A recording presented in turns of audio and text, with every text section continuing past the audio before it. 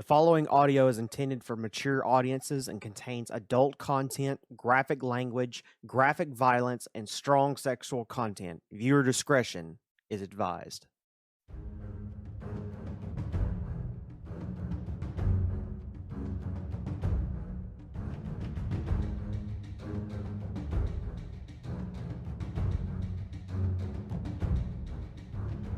Welcome back to Fedori, everyone. My name is Tony, otherwise known as Slade. I am your DM for this fantastic evening. I am here with Norbit, Great White Buffalo, Mouse, and Rhaegar.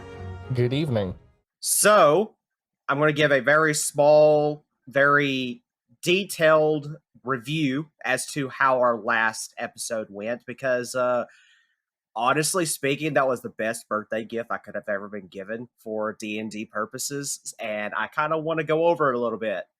Our players here went and they woke up in Camp Bravery, but they had lost all of their memories as to how they got there, why they are there, and just in general, just didn't know what was going on. Almost like a Norbit moment, if I do say so myself. How dare I? But it was. I don't remember. I can't account for that. But they go to explore the town. There was nobody there. Quite barren. But two of our players did decide to go into a shop and come to find out that there were some very... What's the word that I'm looking for? Sus? Yeah, sus as fuck.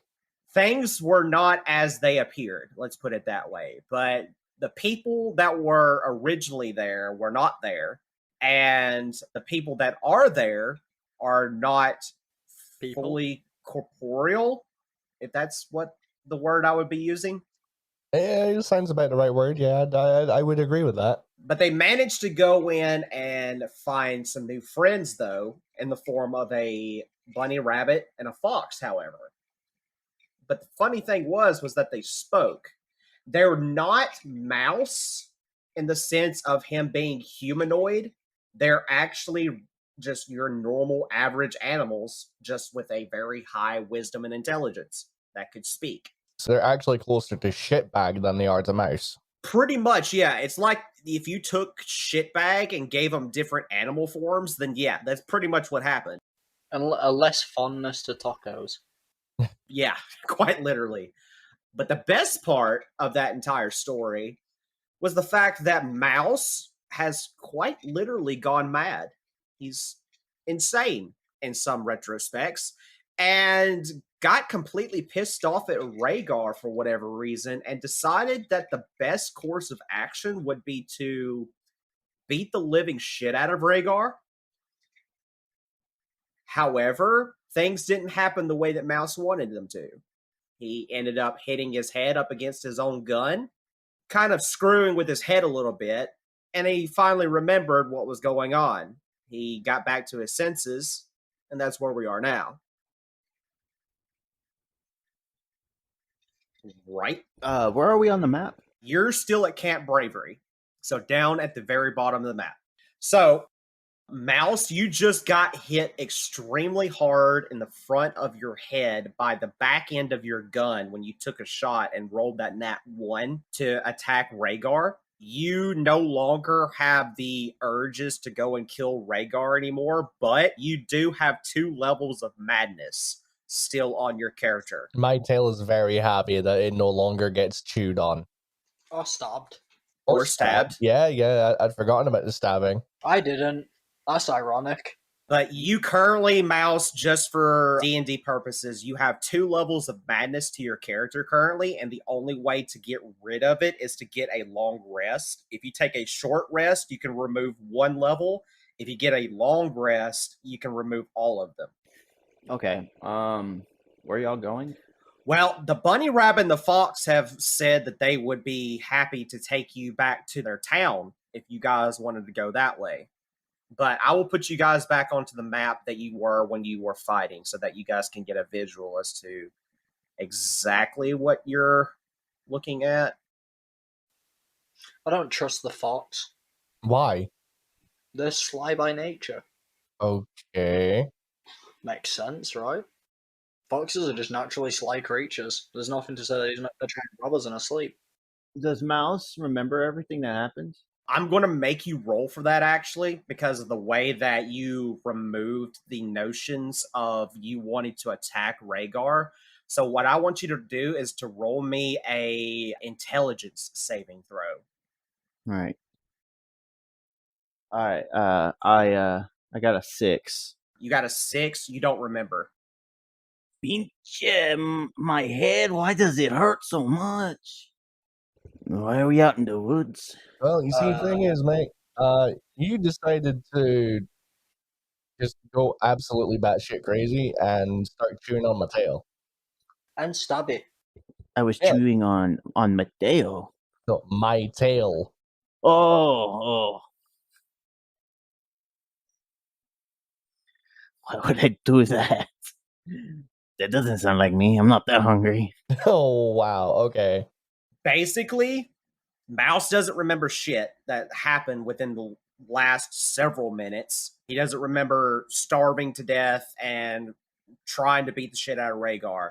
Rhaegar, you have taken significant amount of damage, if I do say so myself. I don't know whether I would say it was significant. I saved my character sheet at the end of the last session, and I'm saying it is 60 out of 87. I mean, that's still a good chunk.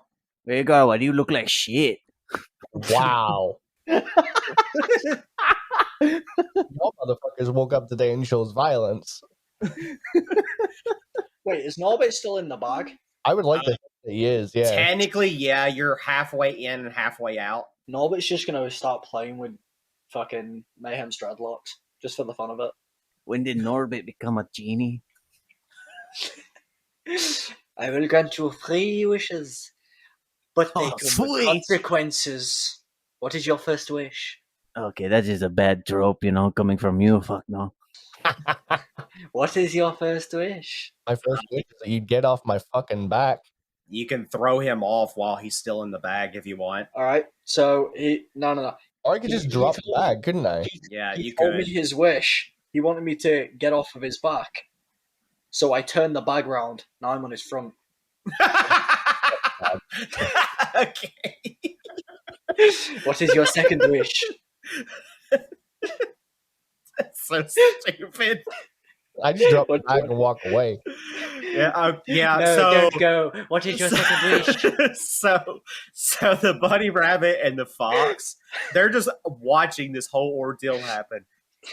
And they don't know what to do, but they still have offered to take you guys to their village if you guys want. I feel so tired. So you guys want to go with them to their village. Yeah. I'm going to attach the bag to Pigeon. Okay. All right. I'm not getting out of this bag. This is now my bag. I'm a genie now. It's fucking ridiculous. It was good though, right?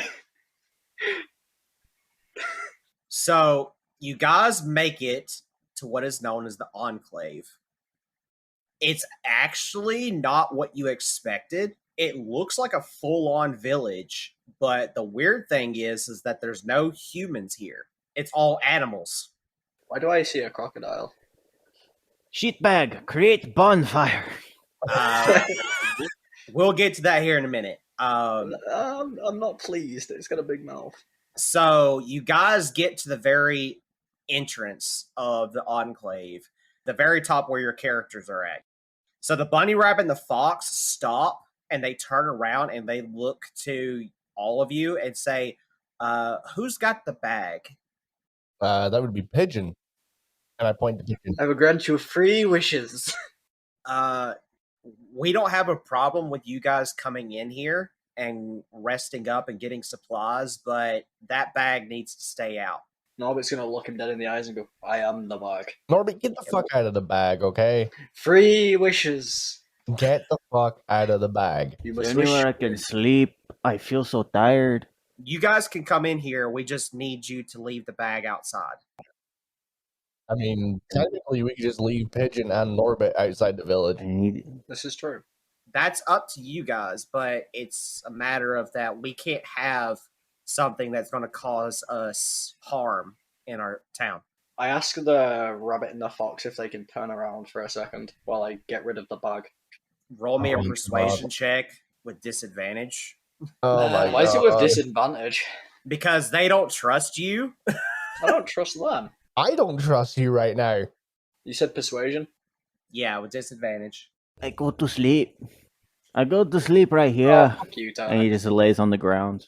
I love that. Well, I mean, how intelligent are they? Their wisdom and intelligence is their highest stat for all of the animals.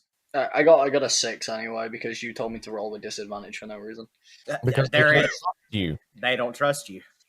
They brought us to their village. They trust us Just enough.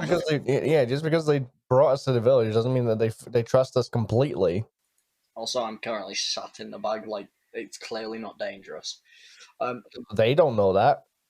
Fair enough. All right. They've already told you once before that they've had friends and family members get kidnapped by another bag. So, Well, I rolled a 6. yeah, so they're not going to turn around. They're going to watch you and make sure that you leave the bag outside. All right. I will say to him, "Can I put the bag inside of the pigeon?"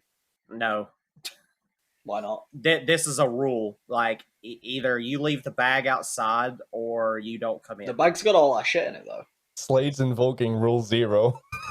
Yeah, but the bag's got all our shit in it. Like, yeah, It's got none of my shit in it. No, it's got all of my shit in it. It doesn't fucking matter. I mean, you can do exactly what Rhaegar suggested and stay outside if you want. If you're that adamant about the bag, that's It's not got a all my problem. shit. It's got all my gold in that in it. But they're not going to let you fuck it. come in here Alright. without the Me and bag. Pigeon are gone. Me and Pigeon are out of this bitch. All right, I don't know where Pigeon's gone. you threw them off the map, so it's fine. All right, so I'm going to take away your control of the token, so you don't do any funny business. All right, so the fox and the bunny rabbit take Rhaegar, Mouse, and Shitbag into town, down to the crocodile first. Ooh, crocodile. So go ahead and take your characters all the way down there. As we're making our way down, can I just basically make it so that I ask the bunny rabbit and the fox what they call this place? They simply just tell you that it's called the Enclave. They don't know what it was called before that they all moved here. Oh, okay. How long have you guys been here? They say that they don't remember, that they kind of just appeared here. Wow, for beings with high intelligence and high wisdom, that seems a little weird. I mean, doesn't you find it also weird that you guys don't remember how you got here? I know how long we've been here. No, you don't. You don't have any memory of how long you've been here, how you've got here, or why you're even here. I'm assuming the animals were born on here, though, because who's going to bring up specifically? Yeah, I would say that having no memory as to why we're here is a bit of a stretch. That you don't. If I'm not wrong, you also mentioned that we knew that this is where fucking Chroma was locked up at last episode. You said that, I believe. Yeah. Chroma's not here either. Like Chroma. We know that Chroma's not here, but we know that this is the island where the jail is that he was taken to. Yes, that is, if I remember Yeah. correctly, what you said Yeah, last episode. Yeah, that part you know. That part you know. You were told that Chroma was here, and you remember that part. You just don't know why, in the sense that you came here with that knowledge. It's almost like that you're having like deja vu. It's almost like you're basically going, okay, like, yeah, he was here on this island and he was in this castle, but why do we need to be here?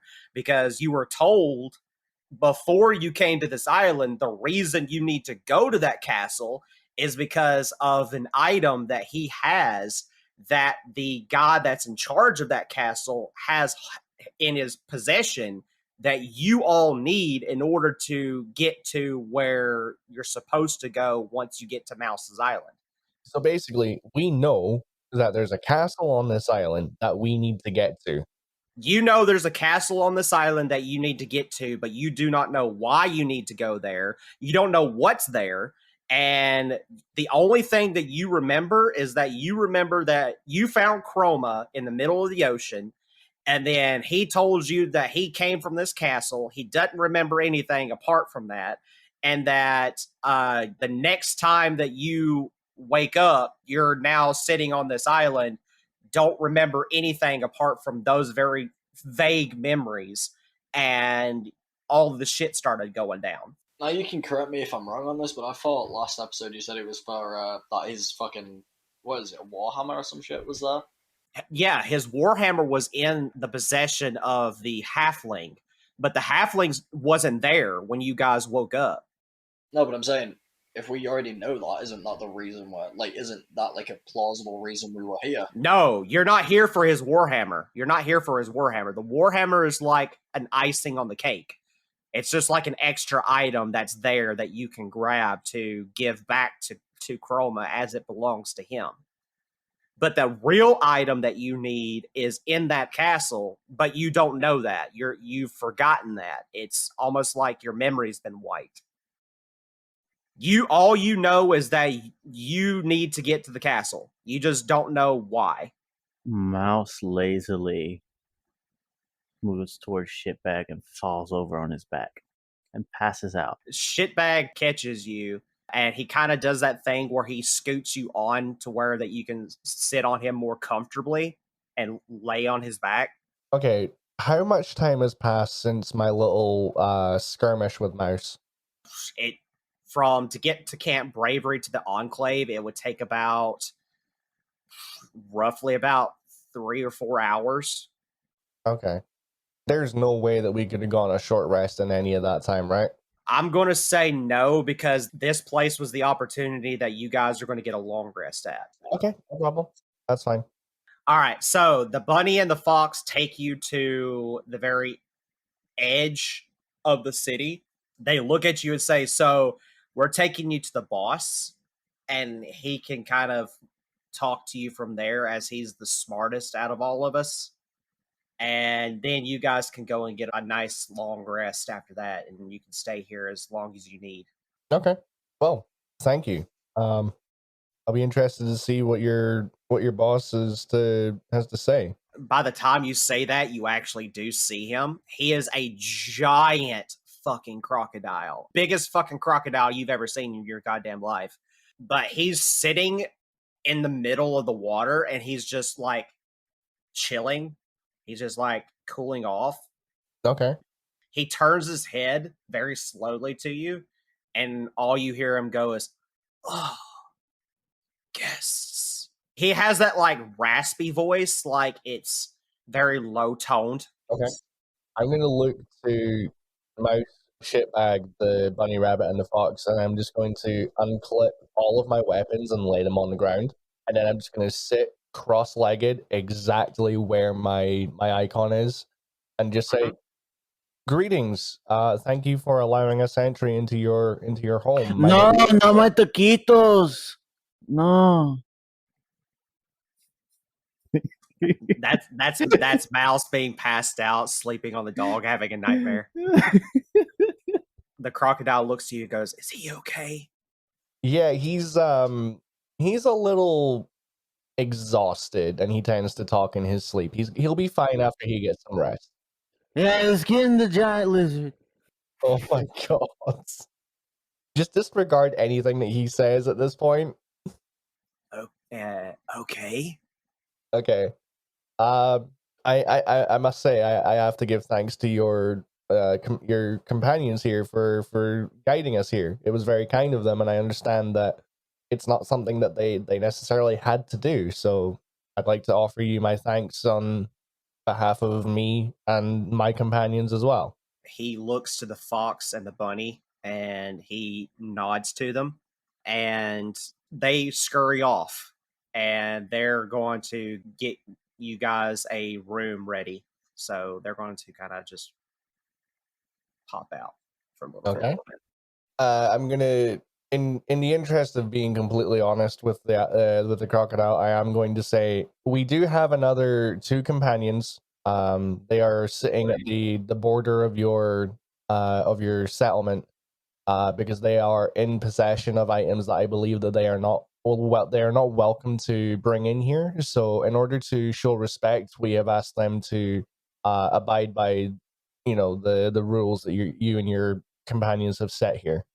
He looks to you and says, "Ah, yeah, you must have a bag of holding, I assume."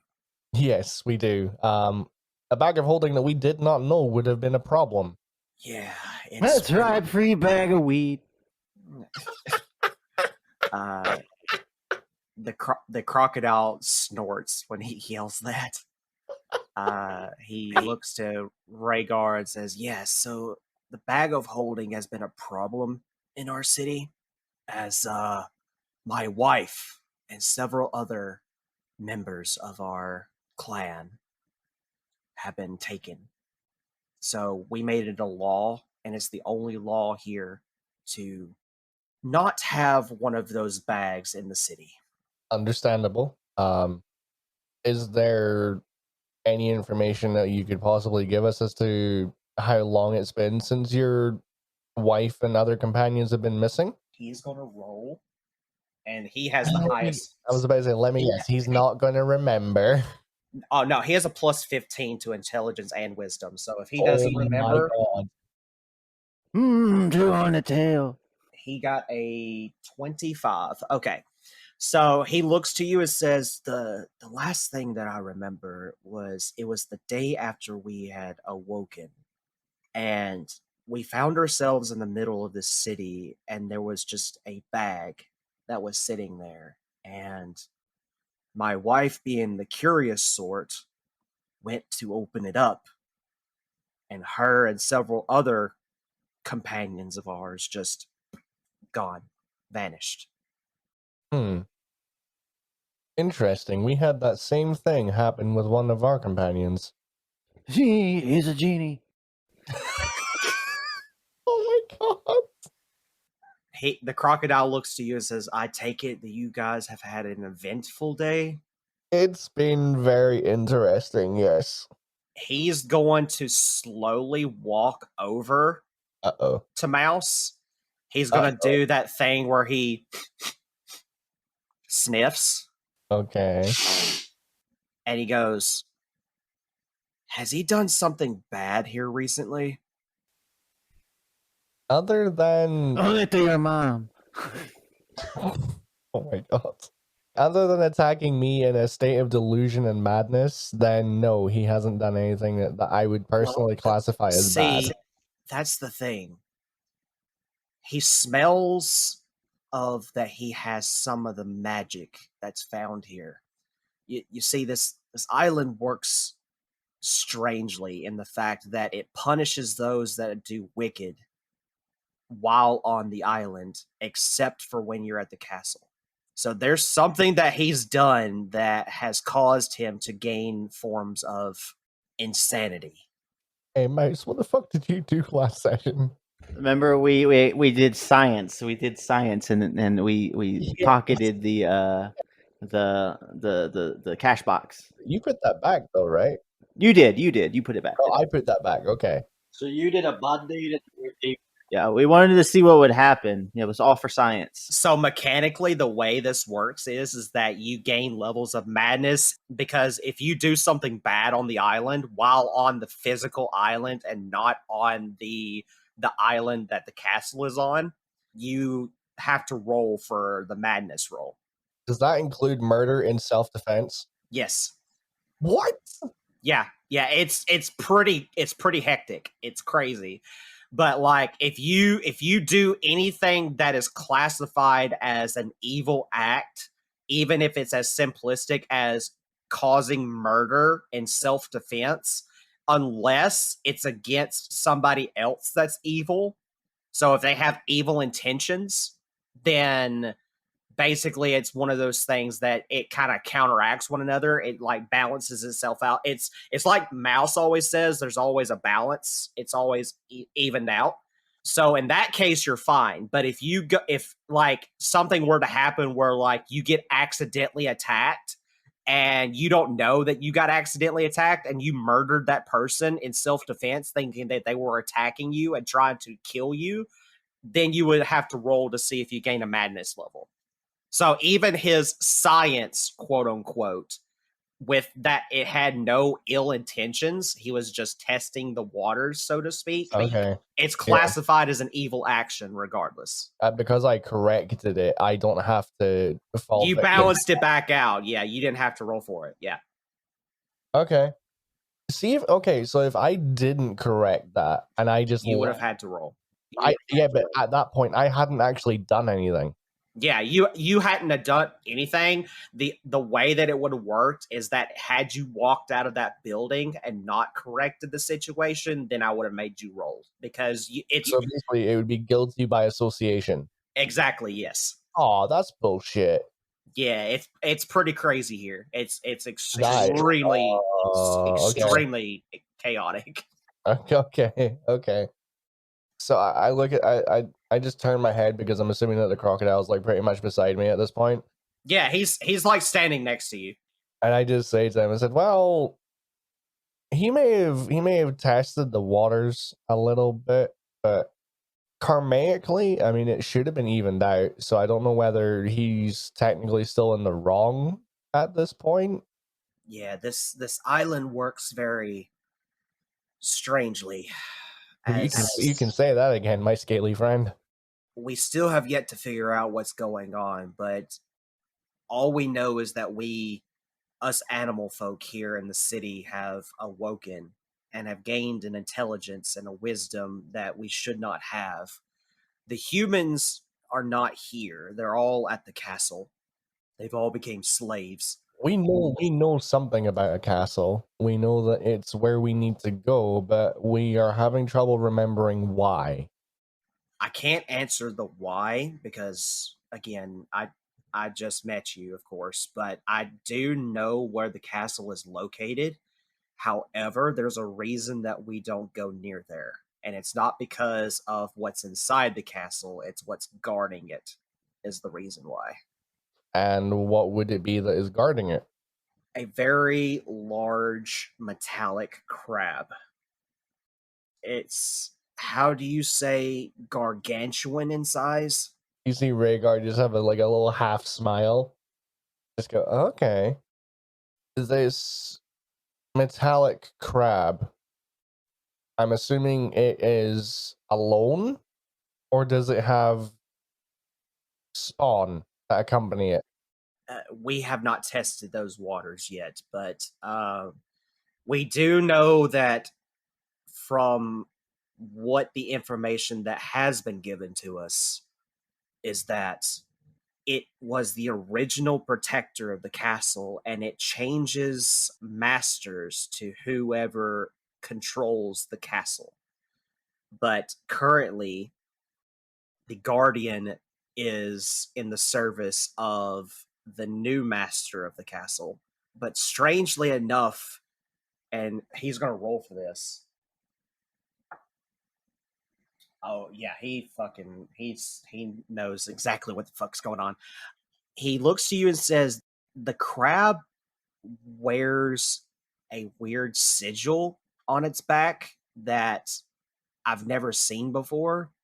It's almost like a glyph, but it's a glyph that looks to be like it's gold in color, and he bears radiant energy, strangely enough. And there's also these weird creatures that look like humans but have no face. I look at the crocodile and I say, is there any chance that you could use a claw to draw the glyph in the dirt for me?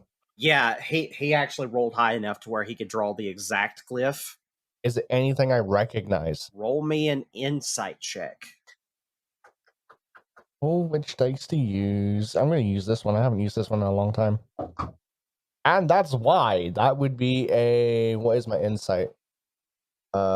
Insight is a +1, so that's a 9 total. 9? Yeah. It's very hard to go back into your memory banks right now because of the way this island works. Yeah, I gathered that it would be. But you do vaguely remember what the sigil is. You just don't remember where. But Shitbag is actually going to roll. Mouse, I need you to roll for Shitbag, please. Out of curiosity, why is Shitbag rolling? A 9? 9, yeah. So same thing where that he remembers the sigil. So basically, it's one of those things that you're probably going to have to wait until Mouse wakes up to see if he recognizes the sigil. But he remembers the sigil from somewhere. He just doesn't remember where. Okay. Actually, no, I take that back. Rhaegar, you need to roll this with advantage. Shit. Ooh, okay. Just for the record, the first roll was an 8 plus 1. Okay, so roll again. That is a 15 plus 1, so a 16 total. Okay, that's what you needed to hit. All right, so I'm going to explain to you why you know it, and I'm going to explain to you what it is. Okay. Okay. You know it because of what happened with you and Mouse in that mirror room. Oh, Because you're okay. connected to Mouse. It's the symbol of the poachers. Oh, okay. So you remember the sigil represents the poachers, but you have the vague memory that the symbol of the poachers is basically a derived form of the original symbol, which represented demons and hell and like those people. So the people that are in control of the poachers are quite literally demons. So that's where you know the sigil from. So you said that the creatures that control the poachers are demons? The things that are inside the castle are either part of the poachers, working for the poachers, but you do know that whoever controls the castle is within that group and has control over the gargantuan metal crab because the sigil is like embedded into the back of its shell. Okay. I will relay that to Mouse whenever he wakes up. So the crocodile is going to go back into the water and he's going to look at you and say, there's many strange things on this island, that being one of them. But we here, we try our best to keep this as peaceful as we possibly can. We're not fighters in a sense, but we have ways to keep out the bad things. But the only thing I will say though is that some of the more higher beings that live on this island do cause us problems from time to time, but not so much as the individuals that are found at the cave nearest us. But the castle doesn't bother us in the slightest. The castle is the only exception to that. They don't bother us because we don't bother them. Sort of like a mutual agreement. In a sense, yes. Okay. Well, it would seem that you guys have a pretty quiet existence in this part of the island. And although I cannot give you absolute certainty, I will say that I will do my best to ensure that any and all activities that my group of companions undertake whilst we are here, we will do so in a way that will at least try to make sure that does not bring any negative repercussions upon your settlement. I would personally hate to see anything bad happen to any of the beings that are here, including yourself. He nods to you in respect. He says, while we can't offer much, we have so little here because of the situations at hand, but if by some happenstance you wish to explore the island and deal with some of these pesky problems of ours, we would be happy to allow you to stay here as long as you need, and any supplies that we do have or can get for you to see you on your journey, we would happily give them to you so that you may do what you need to do. I thank you for that. That's a very generous offer for you to make, given the fact that you have so freely admitted that you do not have much. We will not take much. I give you that promise. We never take anything more than we need. We never need anything more than we take. So at this point, I'm just going to take a casual look over to Mouse and make sure that he's doing okay. He's doing that thing that like where he's got his arms and legs sticking straight up and he's like looking like that he's running, but he's having a really bad dream. Oh, he must be running from something. Okay. I don't actually know anything else to ask this guy at the moment. The only thing that he can offer now is that he can show you where all of the stuff is on the island, because you have been given a map, but you don't know, like, technically where everything's at, Okay. so to speak. He says to go and look for one by the name of Ivan. Go look for the one named Ivan. He is a bear. Okay. That's quite literally the most simplistic way that I could give to you. He's just a very fluffy giant bear. Okay. I will. I'll be sure to seek him out once my companions have had a little bit of time to rest. He nods to you, and he actually starts dozing off and going back to sleep. I give him a nod of acknowledgement and respect, and I begin to stand up and like reclip all of my weapons to my belt on my side, and I turn the shit back and I say, I think it's best that we go and get Norbit, and then we all get some rest. I think Mouse could really do with sleeping some of the intense cognitive fuckery that's going on off a little bit. Shitbag looks back at you and says, hey, look, listen, I think it's best that we get away from this crocodile. I was scared the entire fucking time. I was thinking that motherfucker was going to eat us. He ain't gonna eat you, little buddy. That is a big ass fucking crocodile. Like, he could swallow me whole and shit me out all in the same motion. Like, My God. hell, I just hope they have tacos here. I'm sure we can, make something. I'm gonna start heading back towards the top of the village, and You guys are going to be staying in number 12, which is on the map. It's a very small building, but it's empty. So up here is number 12. like I said, I'm gonna make my way back up and see if we can convince Norbit to comply long enough in order to. Okay, just so you know, he still has to leave the bag. Yeah, I know. Okay, all right.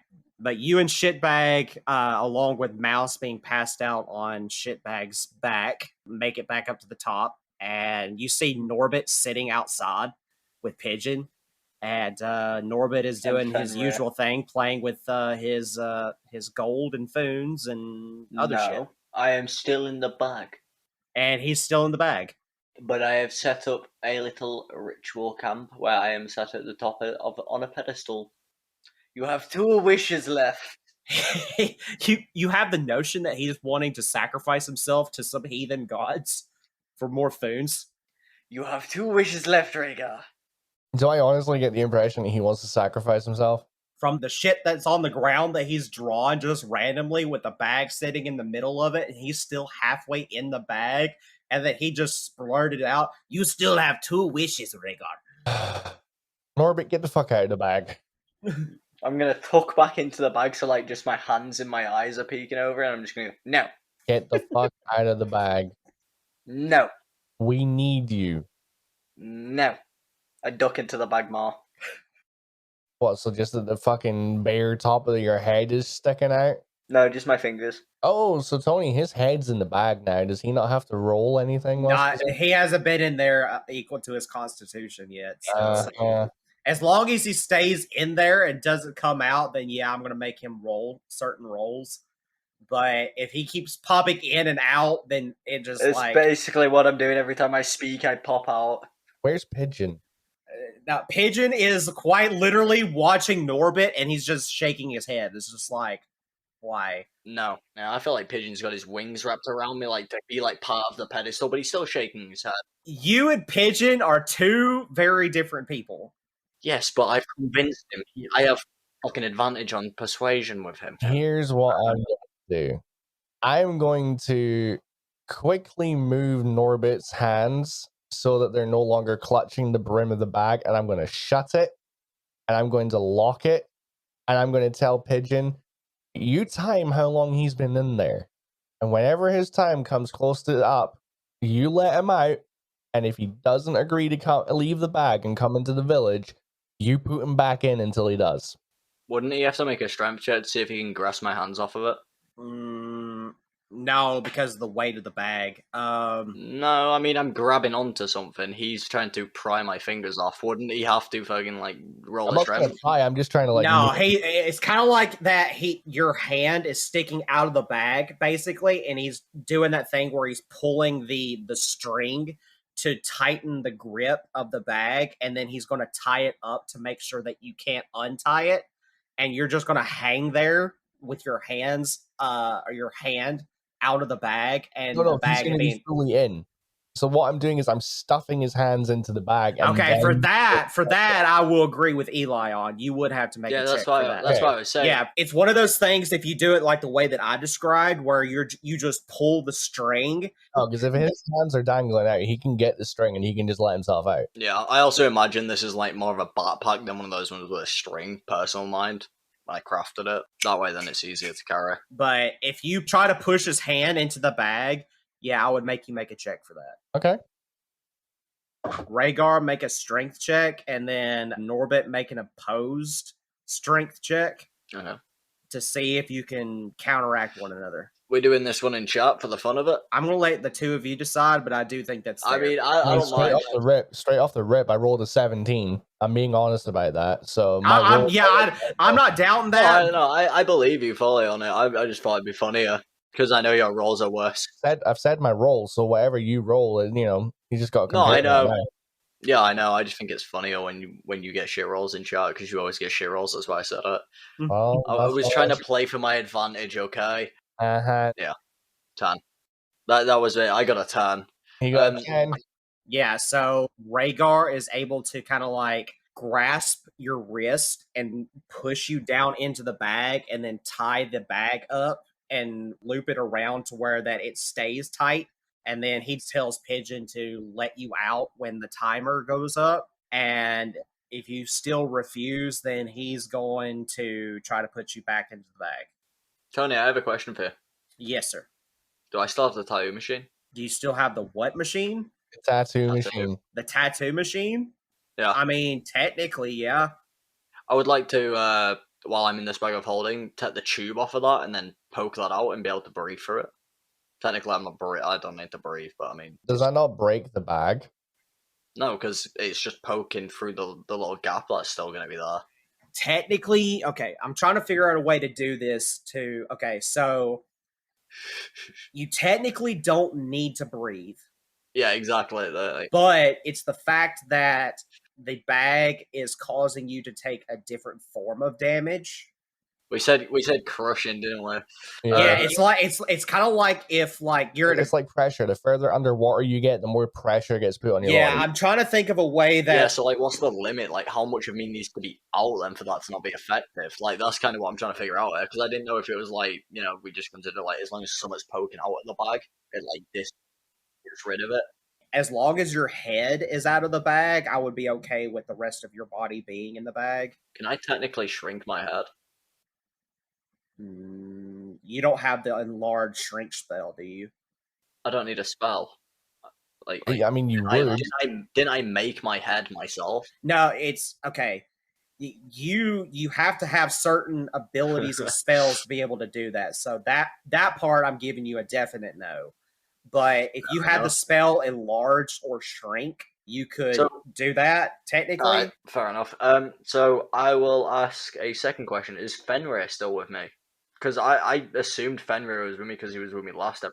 Yeah, I'm going to let you roll a luck check for that because if Fenrir is in the bag with you, then he will suffocate. No, not in the bag. I'm on about outside because I never claimed he was in the bag with me. Yeah, that's what I'm saying. I'm going to let you roll a luck check to see if that's the case. If you roll high enough, then I'll say, yeah, he's outside of the bag. But if you roll low, then I'm going to say that he was in the bag with you or he got into the bag with you. Well, I never said he was in the bag, though. That's why I'm asking, is he outside with me or is he with Mouse? Because I never... That's the point of a luck check, is to see, because if I'm not able to answer that question because I don't know the circumstances of how you played it out. I asked before we got to this town and I never got an answer.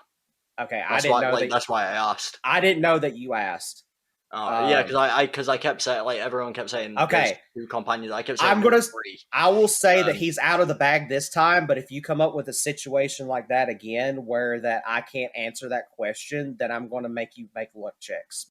I'm going to say that I will allow this one time to where that he's out of the bag. But if I'm not clarified on stuff like that, to where that I don't hear a question like that at the early beginning of the session or something like that, then there's no debating about it, no argument about it, no nothing like that. I'm going to say roll me a luck check and let the dice decide. Mouse, just so you know too, just to be clear, that when it comes to luck checks, you cannot use your luck points in order to roll for luck checks. So just to be clear on that too. Okay, so Fenrir is out of the bag with Pigeon. I'm going to say that he's fast asleep. He doesn't have a care in the world. Pigeon talks to Rhaegar about the situation where he'll watch over Norbit while he's in the bag. Rhaegar, what do you do? Because whatever you do, shitbag is going to follow you due to the fact that Mouse is asleep. I'm going to go and find the fox and the bunny. Okay, so down here. All right, now that Mayhem's gone, I know exactly what I'm going to do. Well, you can't get out of the bag yet, so... I can't, but Pigeon can get me out. Yes, but he's been instructed only to let you out when your Constitution modifier time is actually up, so, you know. Have fun with it. Yeah, but he's not a timer. He doesn't have to listen to you. That's my point. I mean, he can choose whether to listen to me or not. Exactly, that's my point. Matter of fact, I'll tell you what, just to be fair, because I did state this just a moment ago, Rhaegar, roll me a luck check to see if that he will actually abide by that, or if he will let Norbit out of the bag early on. Okay, that's fine. 16.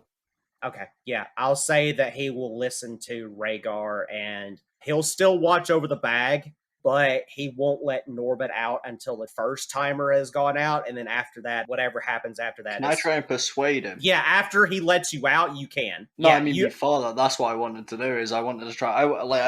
I was gonna say I wanted to try persuade him. If it wasn't for the sense that Rhaegar tied the bag up and closed it shut to where that you couldn't get out, I would have allowed that. But I'm going to say no for the first time. No, I mean about talking out of the bag, not like letting myself out. I'm about talking Pigeon to. I don't think you can talk out of a bag of holding. Yeah, you can't. Yeah, you can't. It's one of those things. If Rhaegar were to stick his head in, then you could communicate while you're in the bag. But if he sticks his head out, you're in 2 separate planes of existence. Yeah, so communication is not possible because of that barrier that's there. But Rhaegar did tie the bag up to make sure that you couldn't get out until Pigeon took the tie off and let you out. Then when he lets you out, you can get out, and then you can make a persuasion check and say, hey, let me do what I want to do, and so on and so forth, however you want to do it from there. So you guys, Rhaegar, Shitbag, and Mouse, get into this small, cozy little, it's almost like an apartment, honestly. You guys get into there, there's a fireplace, there's comfortable seating arrangement. It's actually quite weird that there's a lot of seating arrangements and furniture and stuff inside of this little bitty building when you've been told that everybody here is animals. But they bring you in here and say, this place is not occupied, so you guys can use this building to your liking. Okay. Do you guys need anything, or? I personally don't need anything, but what about you, Shitbag? Honestly, my friend, I would love to have some tacos. Like, me being a very large Chihuahua, I like to eat. Also, Mouse is a lot heavier than I thought he would be, so the fact that I have been carrying him this entire time is worn me out. So I would like to eat my tacos and then take a very long, well-rested nap that is undisturbed by anybody. Sure, buddy. We can make that happen. Sweet. Okay. What's going to happen is that the bunny rabbit is actually going to go through this door here, and it's actually a kitchen in here. He is going to start cooking up stuff for you guys. Okay. Give me a second. It's being weird. Okay, there it goes. And then the fox is going to go kind of like do what foxes do and kind of like curl up in the corner close to the fireplace and kind of like sit there to where he could talk to you guys one-on-one, kind of like just having a cozy conversation, basically. Shitbag is going to kind of do something similar, except that he's going to put Mouse on like what would be like the sofa, the couch, so that he could sleep on the couch, and then kind of curl up in front of the couch so he could be close to Mouse, and then you can sit in the recliner or whatever seat you want to sit in. Cool. I suppose I'll just wait for the food to come out and basically just rest a little bit. Okay. I'm gonna roll for the rabbit. Oh, he actually did roll really good. Okay. Surprisingly enough, he does come out after several hours of cooking, and he does actually bring out tacos. Hey, there you go, shitbag. I was rolling to see if he would bring you out carrots. Okay, I see what you did there, asshole. But he rolled really good, so I'll give him credit where credit's due. But he does bring out a nice serving plate of tacos. There's fish tacos, beef tacos. There's a variety of different ones. Shitbag, I'm going to say that he goes for... I'm going to roll for it, actually.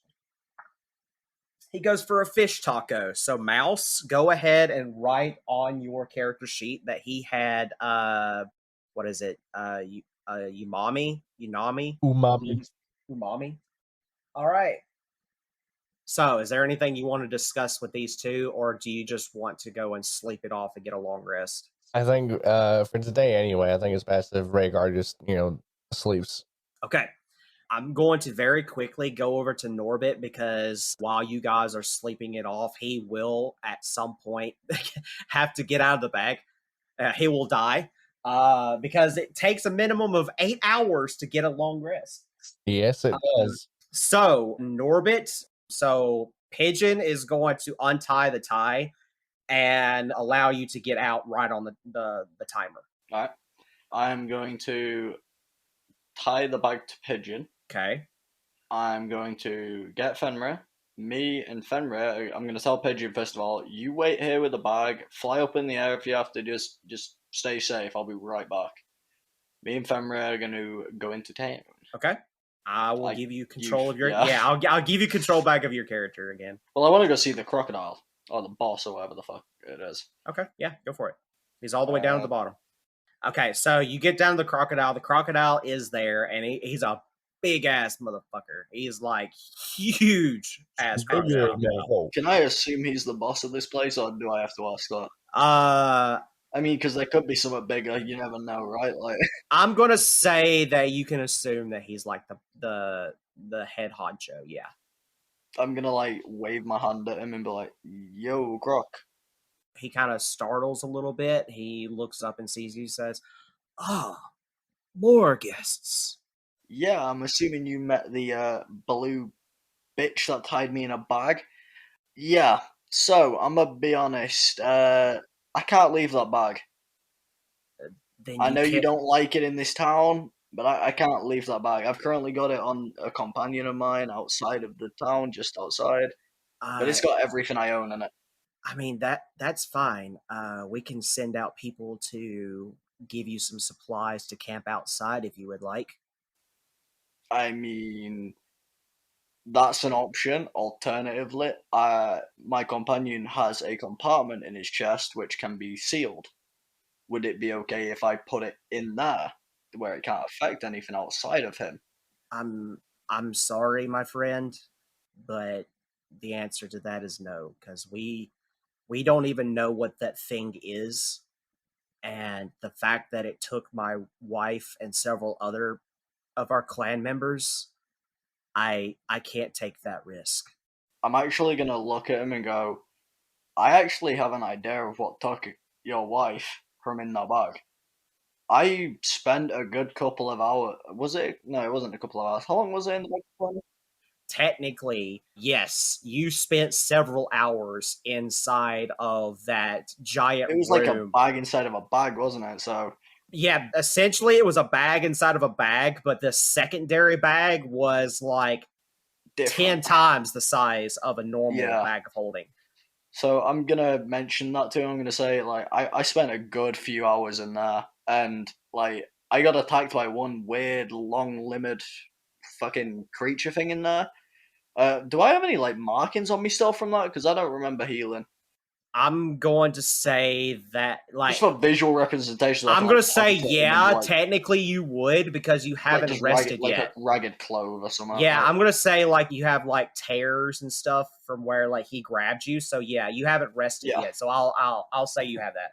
I'm gonna point to them and go, "This is what like he did to me. He has really long arms, really big hands, big ass claws on these hands. I fought with him for a while. He seemed to get pissed off because he couldn't kill me in there. So I do eventually plan on finding it and killing it. I don't know if that's gonna please you in any way, because I'm assuming that's what took your wife. Oh, it does for sure. That is not in the question. So I can say with confidence, if that thing appears in that bag, I am happy to jump back in that bag to fight it. He's going to look to you and say that he will allow you to come to the outskirts of the city. Okay. I'm going to pinpoint the building that you're going to be at. If you can Yeah, see, sure. he will allow you to go to this building here at the very Okay, top that's right. fine. He will let you go there, but that building is another abandoned building. They were using it for storage. So you can arrange it however you want. He's going to tell you that. So if you wanted to do some like mending or whatever to kind of arrange it to your liking, you can do that. Yeah, make it look a bit nicer. That's fine. But if something happens with the bag, he's putting you responsible. That's fine. I'll agree to that. Is Fenrir reacting to the fact that there's a big ass crocodile here? No, but he is reacting to something else. Do I notice that? Roll me an insight check. Fair enough. 7. Holy shit, that's a +7. 18. 18. You see Fenrir, he's sniffing the ground as if like he's picked up on something familiar, but you don't know what it is yet. So I'm also gonna look at the crocodile. I'm gonna say, also you're talking. That's not kind of normal, but my wolf has got like a scent. Do you know what that could be? He looks over to your direwolf pup. He said he probably smells people similar to him. There are direwolves here in this town. Do they talk like you? Yes. He don't talk. No. So I don't know if I'll get along with them. Like they might call him a bitch in English, and he might not know what that means. I mean, we're all friendly folk here. We don't treat each other in a negative sense because of the way the island works. So it's very unlikely that they're going to mistreat him. Yeah.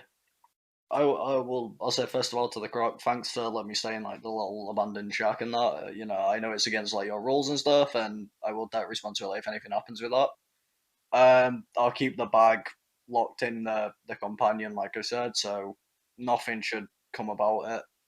And I'm gonna follow my dog and see where he goes. Okay, so the pup goes right here. Boop. He stops right there, and I need you to roll me a perception check. Ooh. Yeah, I thought my perception was a +7. 22. So coming out of the tent at the far left, Mm-hmm. you see a direwolf. He comes out. He's the only one that comes out. Mm-hmm. He looks to you and says, "Ah, friend, how may I help you?" Ah, he does look down at the other direwolf pup, and he just briefly says, "Ah, one of our kind." Yeah, I'm gonna like do the hand motion, where like you put both your hands towards something, like point to it with both hands open. I'm gonna say, Fenrir here brought me here. I followed him. He kind of picked up your scent, I'm guessing. So here we are. How you doing? I am well, friend. And you see where that he does that thing that like dogs do, where they like get a scent of each other. And he looks to you and says, "It seems that you have a good one on your hands," but he feels like that he doesn't know what he wants. Interesting. He doesn't know, it seems like, if he should travel with you or what. He's conflicted. I mean, he a good boy. He can do what he wants. Like, that's up to him. I think if he doesn't want to go here and he wants to stay somewhere safe, that's fine with me.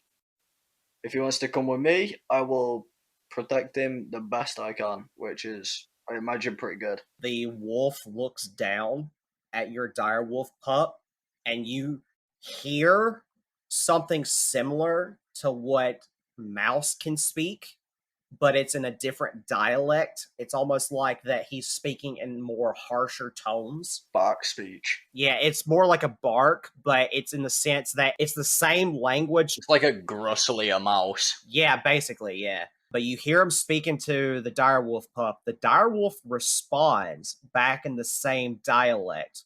Ooh. And the wolf looks back up at you and says, "It seems that your pup wants to find a family similar to him. He says that he feels like that he is dragging you down, that he is a burden, and he wants to change that by being with his own kind and growing stronger." Okay. First of all, I'm gonna ask him if he can translate this for me to the pup. Yeah. Because I don't speak bark language, which something I want to learn if that's a possibility. Okay. Just seems like it might be useful, right? I'm gonna. Technically, you could ask Mouse, because Mouse knows the language. I didn't know that. Yeah, it's called squeak speech. No, I didn't think that'd work for wolves though.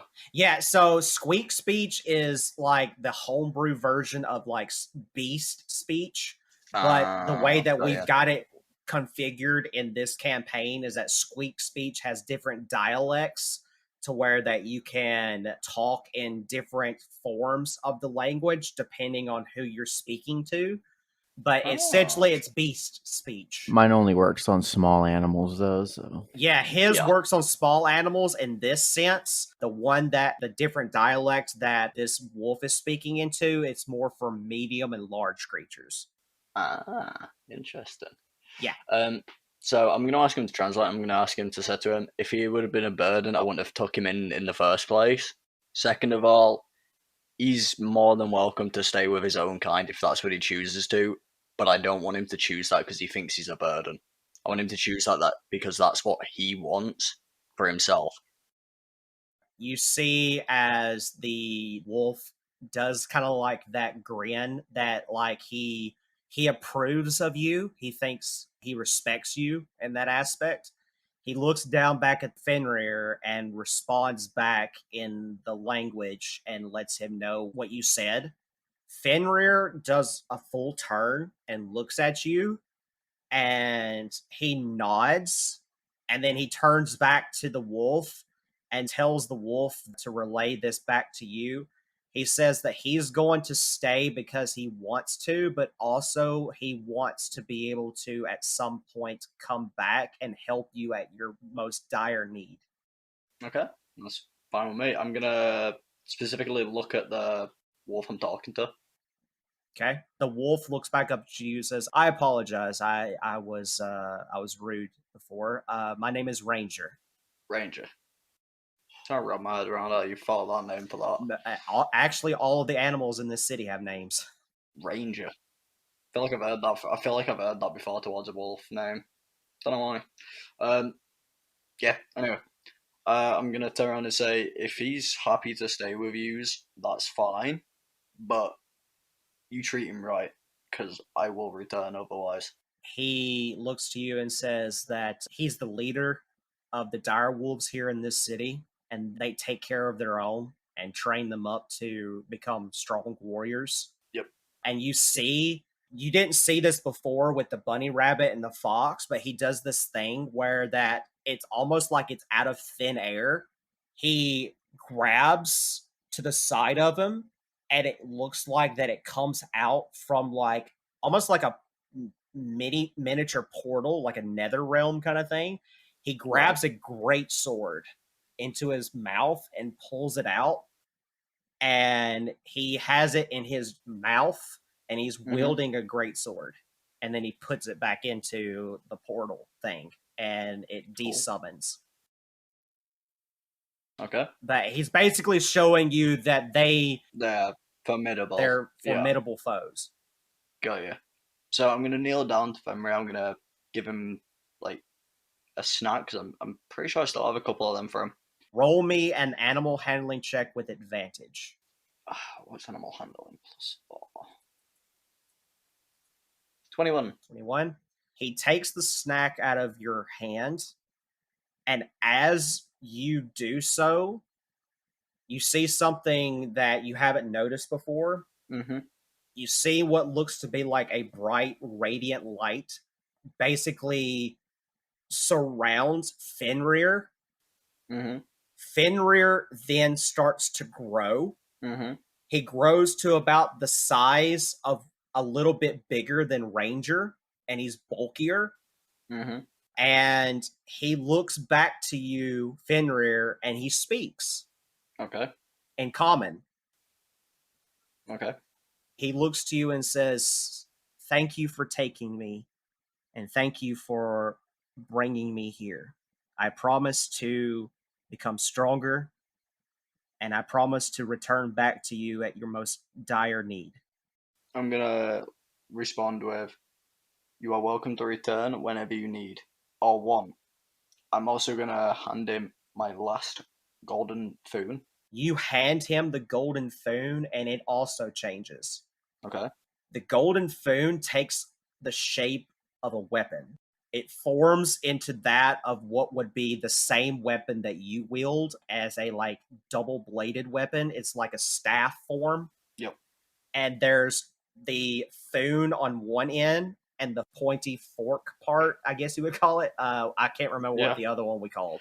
Was it a fife or some shit? Fife, no, I think is what we called it. Was it a fife? Yeah. I think it was like a fife. So you have like a foon on one end and a fife on the other, but it becomes like a double-bladed weapon, and it becomes attached to Fenrir, and that is now his weapon of choice. Great. I'm gonna look at him and I'm just gonna say, "You can change that if you ever decide to." He says, "I kind of like it," and then he spins it around, and then he kind of like twirls it up in the air and catches it. Great. Foon fife wielding wolf. It's basically going to have the stats similar to your scythe, but it's just going to take a different shape. I'm trying to think if there's what else I can give him before I fucking leave him to his own devices. Oh yeah, he was an adolescent. I just seen on the sheet. You can actually, I'm going to allow you to roll an insight check on this if you want, because it was briefly mentioned as to the opposite of this. So you can roll an insight for this if you would like. You do not have to. Okay. 18. You have a sense that because of something that you did that is good of nature, that was pure of heart, something that you don't normally do, it's something that you were rewarded for it. Okay. You were rewarded for a good deed, and you feel like with the actions that transpired earlier, of course, you don't know exactly what happened because you didn't see it, but you feel like that something happened to Mouse, and you kind of get the sense that the reason it happened to Mouse was because of maybe an evil deed. Got you. Okay. That's good to know. I'll relay that back to them at some point, if I remember to. Yeah. I'm also going to give him the Delphone. That's interesting. Okay. Are you going to mend it to his weapon? I'm going to ask him if he wants me to mend it to his weapon or if he just wants it so he can use it free of the weapon. He looks to you and says, honestly, I think it would be easier to mend it to the weapon to be able to keep up with it. Then I will mend it to the weapon. Okay, so the Delphone forges into the weapon, and now you will be able to communicate up to 300 miles to Fenrir. So if you're 300 miles away, you can communicate to him telepathically, technically. Yeah. But if you're like in a different plane of existence, you will not be able to communicate to him. I'm gonna let him know I've done that. So if I'm assuming he knows the range of it already and shit, I'm just gonna say, if you're in range, communicate with me whenever you need. Yeah, he basically now has the same intelligence as the rest of these guys do. Yeah. Lastly, I'm going to ask Ranger if he has any form of like spare hide I can use really quickly. And now this is going to be something that you're either going to allow me to do or not. He says that he doesn't personally, but there is a blacksmith here that might have some. He is down towards where the boss is at. Okay. His name is Boulevard. Boulevard. Is he a bull? No, it's actually a gorilla. Oh. I'm going to say if what I can do will work, I'll be back. If not, you have the phone. You can ring me when you need to. And this will be our final parting. Okay. And I will All head right. to the blacksmith. Go all the way down to the right.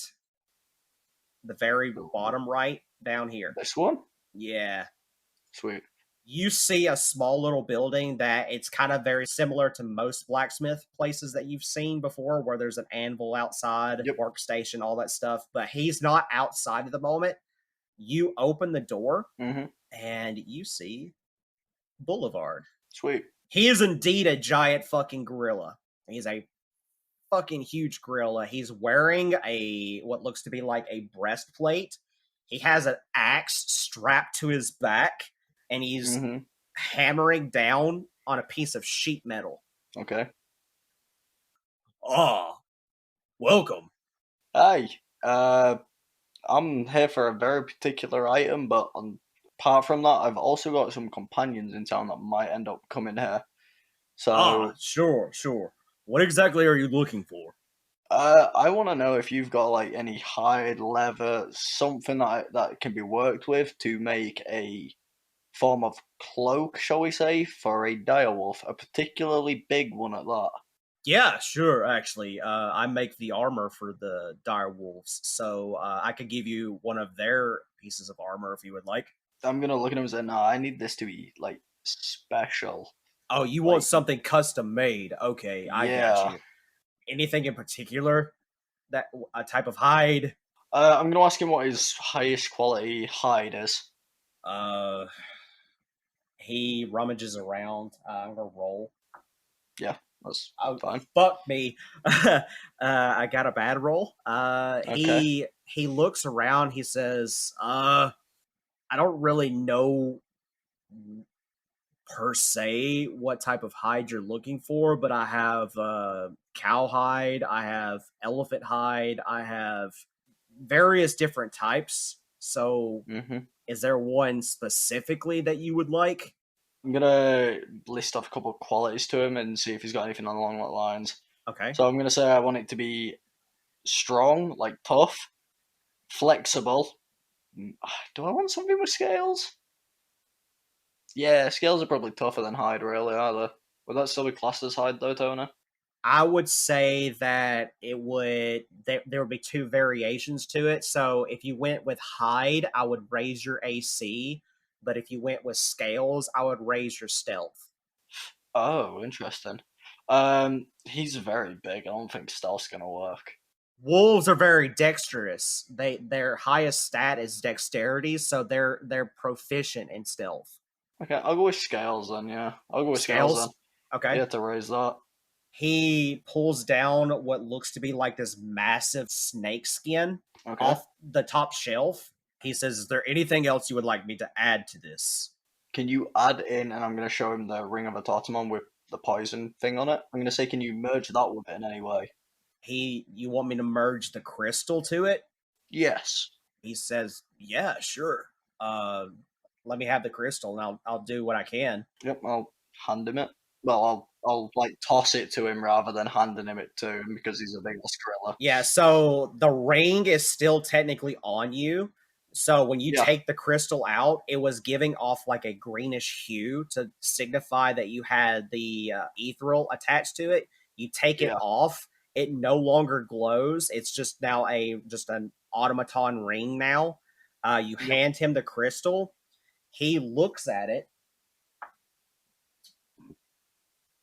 Funny enough, he does roll high enough to remember something. Oh, interesting. That's the first. He looks at it and says,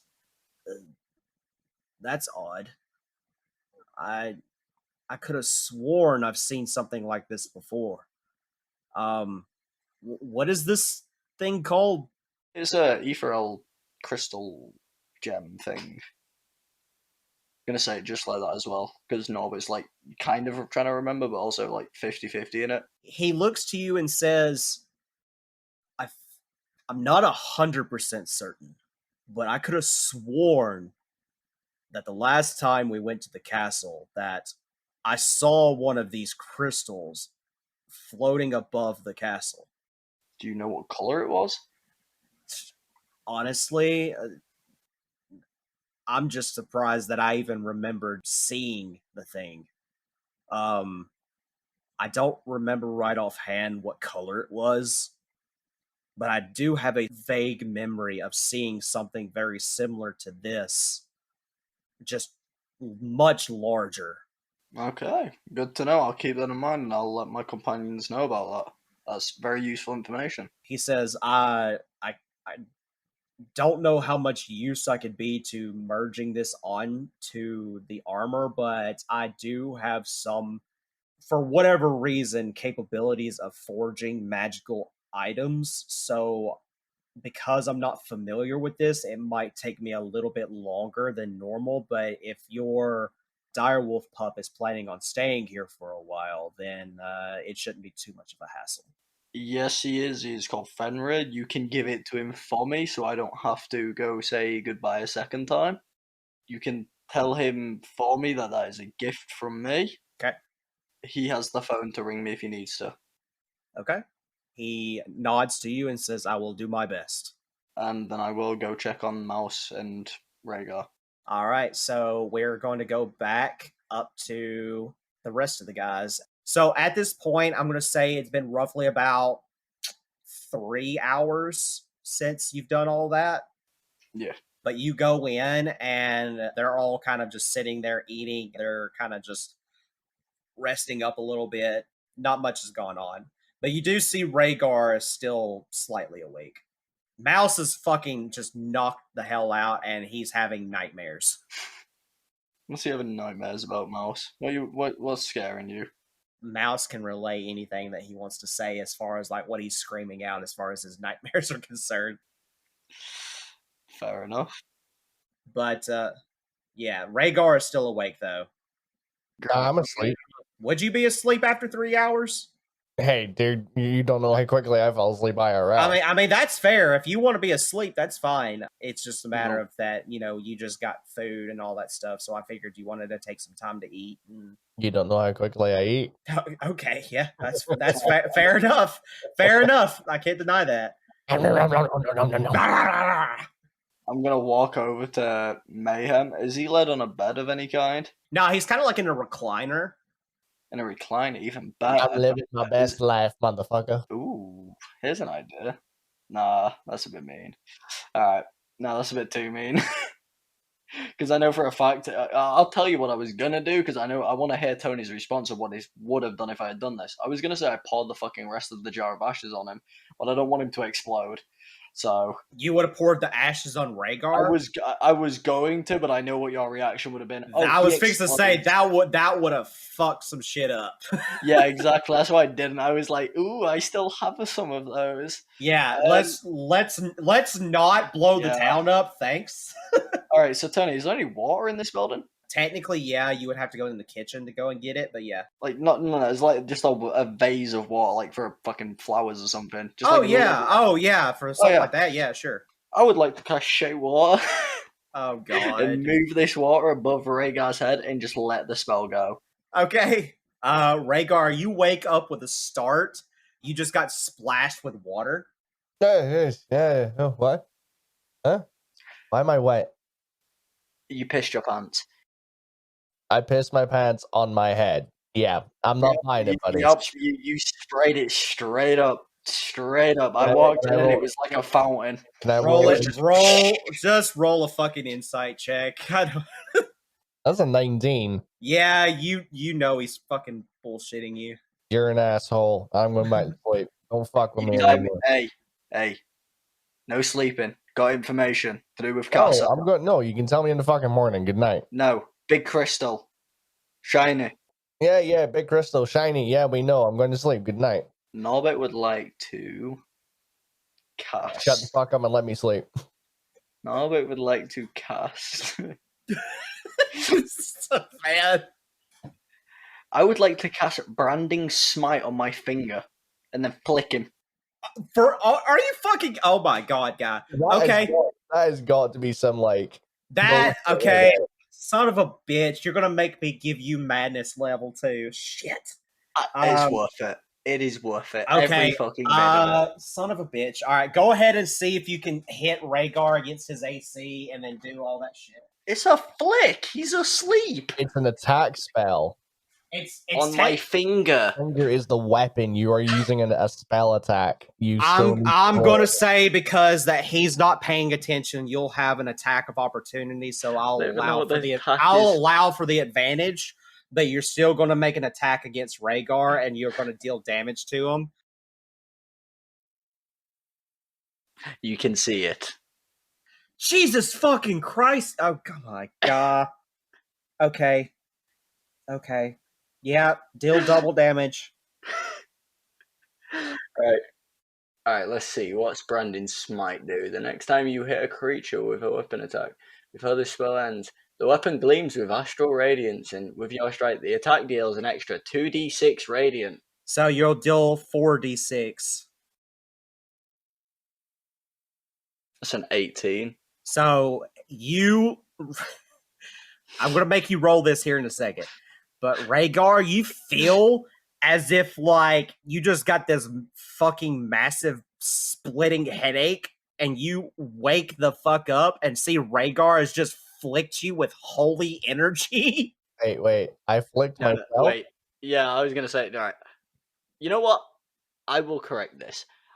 I flick him in the leg like it was a Charlie horse, right? Oh god, that's even worse. Right in the fucking leg. Yeah, right in the thigh. You feel it, Rhaegar. You fucking feel it. It hurts. So, Norbit, I need you to roll me a. Is it a wisdom saving throw? That's what I'm looking up now. Give me. It's intelligence. So it's called a sanity saving throw. You're going to roll, It's going to be your intelligence modifier. So roll me a 1d20 plus your intelligence modifier and tell me what you get. I will do. Also, Rhaegar, you're now shedding a dim light in a 5-foot radius. Yeah, you're fucking... Sparkle. You sparkle. Yeah. You're glowing like the radiant. Good luck getting to sleep with that light in your face. That's why I did it. He's like a walking nightlight. My face is just coming from my face. Yeah. Well, it's coming from your leg. You fucking Charlie. Yeah, your leg. You is said radiating. Intelligence, Tony. Intelligence saving throw. Yeah. 24. You just fucking pass. You fucking lucky bastard. So you do not get any madness. Great. But yeah. Norbit passed on the sanity check. Yes. Rhaegar, you just got Charlie horse like you've never got Charlie horse before. But your leg is also shining like a bright, radiant light. Dim radiant light. And it looks like your leg is holy. And it fucking hurt a lot. I take my wineskin out and I take a good chug and I just try my best to go back to sleep. Okay. Because after talking to the crocodile, I'm fully aware that if I do something that's deemed as evil, I'm pretty much fucked. Yep. Are you not curious how Norbit's not going insane by that, though? I really couldn't give two shits. I just want to go to sleep. All right. Fair. I respect that. That's the vibe. I will deal with you at some point later on in the future. You will get more Charlie horses. They are my new speciality move. You're lucky I didn't flick you with the food. Okay, so do you go back to the building that you were assigned, Norbit? Before I do, I'm gonna... Where is Mouse with... Mouse is on the couch next to Shitbag. So Shitbag is like laying at the foot of the couch. While he's asleep, I'm gonna go, shh, that's good, Mouse. Good, Mouse. And then walk away. Ever so slightly creepy, but okay. No, he was having nightmares before. Wanted to confirm. Okay, I will say that you guys got your long rest. Yay! So all of you have your HP back, your spell slots, if you used any, all that shenanigans, you've got it all back. Mouse, you no longer have madness counters, so you can remove all of them from your character sheet. Okay. It's actually roughly late at night, technically. I'm going to make everybody roll a perception check, except for Shitbag, as you're getting up. 23. Okay. Nice. 25. Okay. 21. Aha, we're in order. You all hear it. So you hear off in the distance two different sounds. One of them sounds like an explosion. The other one sounds like, you ever hear in like the cheesy space cartoons, that sound that the like laser beams make? Mm-hmm. Like pew pew pew, like that. You also hear that. Followed by a Wilhelm scream. Can I roll for shitbag and have advantage? He has advantage on hearing and smelling, doesn't he? Yeah. Yes. He could smell the gunpowder. You can smell the fuckery afoot. Yes. Okay. You could smell the radiant flick of doom. You can smell the bullshit. Oh shit. no. Hey, he just got an 8. He doesn't give a fuck. He is overly stuffed with tacos, and you can hear him snoring. Go.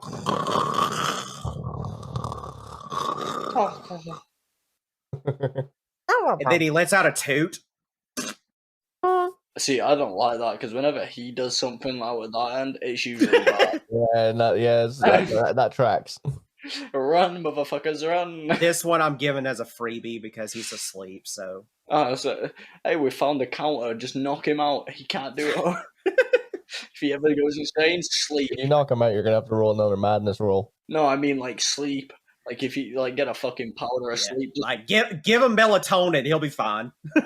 Hey, fucking, don't joke about that shit. That shit works. It does. I use it myself. what is it? Chloroform his ass. Hey, no, does this rag smell like chloroform to you? Yeah, does this rag spell work? All right, but the three of you hear what it's two different sounds coming from two different locations, but they are off in the distance. Okay. Do we know about the volcano on the island? Yeah. You don't know that it's there. Well, you have a map, so you can assume that there's a volcano there, but yeah, you just don't know what's there.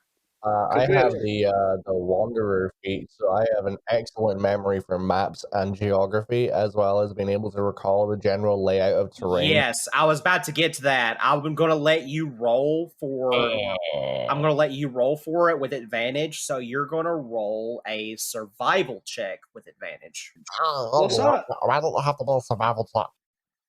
Because it has to do with maps and. Or in survival. I didn't fucking realize that. Okay, I'm happy with that. Plus, I mean, that volcano is pretty fucking big. Yeah. With advantage, that is a 17. Okay, yeah, that's plenty enough. Yeah, you can assume it's the volcano. Yay! Can I roll my part check, whatever it's called? Yes, you can. Roll your portent check, yeah. 16. Okay, save that for when you need it. Yo, boys, Mount Pew Pew Shooty Fire Rock's making noise again. I really cannot remember how badly I just butchered the name of that mountain, but you know. But okay, but here's the thing though, the sounds came from two very different locations in that same direction. Huh? One of them happened closer to you guys, the other one happened further away. Which one happened closer to us? The boom. And then the pew pew came from the actual volcano. No, the pew pew came from further away from the volcano. I'm assuming. No, I can't say anything. That hurts my brain. I'm gonna pull up the map for you guys, so you guys. I'll point it out. Okay, so where did the boom come from? The boom came from sounded like around here. The pew pew sounded like it came from back over in this area somewhere. Yeah. You don't know exactly where, but it sounded like it came from that area. Both of them were loud enough to where that you could hear them from that far away. Okay. Should we check it out? I mean, I don't know. It's an option. I mean, how far away? I kind of feel like exploring this island at night may not be in our best interests. Yeah, I mean, well, you're currently glowing, so would it be that dark? Yeah, my fucking legs glowing cunt. That's what you get. And you also pissed in your own face. I didn't piss in my own face. You dropped water on me. I'm not stupid. No, but sticking to his story. Yeah, you can stick to your bullshit story. Anyway, so do you guys want to go and investigate that, or do you want to go somewhere else? Easy going. I don't mind. I actually want to go and see the map maker, but I have a feeling that he's not going to be awake right now. The map? No, it's night. It's not like midnight or anything. It's like, I'm going to say roughly about like 7 to 8 p.m. It's drinking time. So do you want to go try to see if the map maker's I awake? want to go see if there's any other individuals in town. I mean, yeah, there's certainly merchants here. Do you want to go down there now, or do you want to just go straight there with the information that you have right now? I want to go down to... I want to find the map maker first. Okay. Not the metagame knowledge, the fact that I know that there's a blacksmith here, Tony. Yeah, he's actually at the building above the blacksmith, so you'll be able to see it as you walk by. Well, I did check on him earlier, and I did say I was going to relay the information to him. I didn't get a chance to because I couldn't remember it all myself, but Norby did. So you technically do know there's a blacksmith. Do you want to go see the map maker? It's the building right above the blacksmith. Yeah, I'll go and see both of them then. Okay. Mouse, what do you want to do? I'll just follow Rhaegar. It's all good. Okay. Norbit, what are you doing? I'm going to go play with Fenrir. Okay, go for it. I decided I want to see him again before we go. Yeah, no, you've got plenty of time. So you can go to Fenrir. Ranger is sitting outside. And then Rhaegar, Mouse, and Shitbag, you can move your characters down towards this area down here. Mouse, you're going to that statue? I'm not going to lie. I'm actually quite happy that you landed there because there is somebody that is sitting there. Is it Master Uguay? I swear to fuck. If it's Master Uguay, I'm going straight there and I'm lighting up a joint. It's funny you mentioned that. I swear to God, Tony, don't become a fan service. Hold up. I'm going to pull him out. I swear to God. It's Master Uguay. It has to be. There's no Mouse, you can see him plain as day. There's what looks to be like they're called quippers. It's almost like piranha. Like a piranha in a sense, but there's a swarm of them sitting right there, and they're all like praising this one very large piranha-esque fish that's in the very middle of them. And he's doing that thing like in anime where like you've got that dorky, cheesy, what is it? When I reincarnated as a slime, the lizard god that me and you both can't stand. Yeah, it's like that. He's doing that thing where he feels like that he's being praised and he's enjoying it, and that he's just all shit, but he's a fish. Okay. Oh yeah, hold on. I feel like I'm going to start with Mouse because he's been quiet this whole time. Yeah, go ahead. Yeah. I take my fish out of my bag and I drop it in there for them. You immediately watch as they devour that fish and then go back to praising the big fish. I drop the sardine. They do it again. And the mackerel. They do it again. Look at the pescado, chita. That means fish. Yeah. Good. Shitbag looks at you and says, "Are they edible?" Well, I don't know, but the way things are going, I don't think we want to eat any of the animals here. But I don't eat meat. Why are you asking me if they're edible? I eat the tacos. I like fish tacos. I like the beef tacos. It's like you have to understand, tacos is how I function. It is a way of life. I understand that you do not eat meat, Master, and I praise you for it. It is a very complicated situation, one that I hope to rectify one day. But I just had a question. I was very curious. I am very hungry. It is time for me to eat dinner. And if you say that we cannot eat the fish, we cannot eat the fish. Well, I wish you had said something before I gave the fish the fish. I was actually crying when you gave the fish away. I was like, why didn't you feed me first? I don't have anything else in my bag. you I had him a have ration. rations. I gave him a ration. I'm losing rations by the day. He devours the rations. Oh, does the Anyway. ration do his food thing? Yeah, technically it does. Nah, he's still got like 8. I'm not even gonna do it. Yeah, okay, sure. Like, I'm just gonna be erasing one and putting one, or not erasing one. It's Yeah, just, yeah. He gets a max equal up to his level. Okay, but yeah, you see these fish, they devour the fish that you drop into the water, and then they go just back to praising and like bowing and shit to this big fish in the middle. Hey, pescado, who are you? You see the big fish turn around, he looks at you, goes, "Oh, it looks like that I have another praiser amongst us. My name is His Divine Eminence, High Priest in Normera." Say that again. You see Shitbag looks at you and says, "Even I didn't catch that. That is fucking weird." His name is His Divine Eminence, High Priest Erranorim. His name is spelled Erranorim, but he adds the extra titles for Flash. You can just call him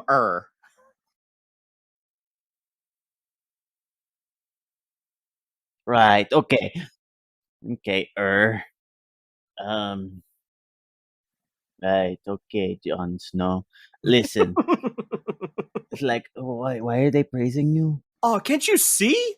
I am all powerful. And then he does that thing where like he looks like that he's glistening, but he's not.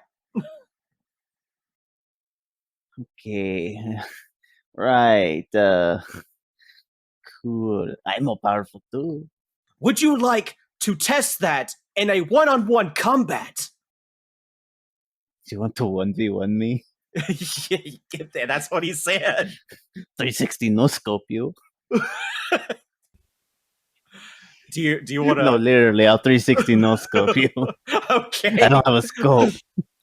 Roll me an attack roll, I guess. Wait, doesn't your fucking gun do lightning damage? It Yeah. does. They're in the water. I know. Oh, So no. technically, this isn't a bad thing because he initiated the challenge. It's not. No, he initiated the combat, so it's fine. Yeah, he initiated the combat. So this is You're gonna wipe them all out. Well, it's blame him. They're almighty. No, I am. It's Whatever. just funny. Oh, Okay. no. Roll me an attack to see if you hit. And 24. yeah, that for sure hits. Yes, I know. He has an AC of 5. Oh God! Oh, here we go. Okay. What is your bonus to your gun? Oh, what do you mean by my bonus to Like my what? gun? Yeah, I know it's 3d10, but what's the modifier for +4. it? That's plenty. That's plenty. I'm still gonna roll it. What was it? A D6 for the lightning? Roll. Yeah, go ahead and roll it. 2 for the lightning, and then 23 for the damage. You fucking overkill him. He only has 3 HP. Okay.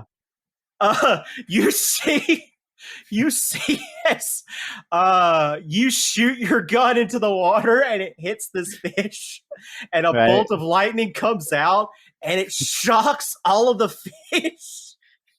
So they all fall unconscious. Oh, they're unconscious. They're not dead. Yeah, I'm not gonna kill these guys off. They were not meant to go in and do any kind of damage to you or anything. Interesting. But yeah, you see that he does that stupid thing where like whenever you hit those types of characters in the anime, he just like has the smoke coming out of his mouth that looks like the spirit of the fish coming out, and he's just like, okay. Would you like to try to do anything to like bring them back, like pour like a drop of a potion or anything? Interesting.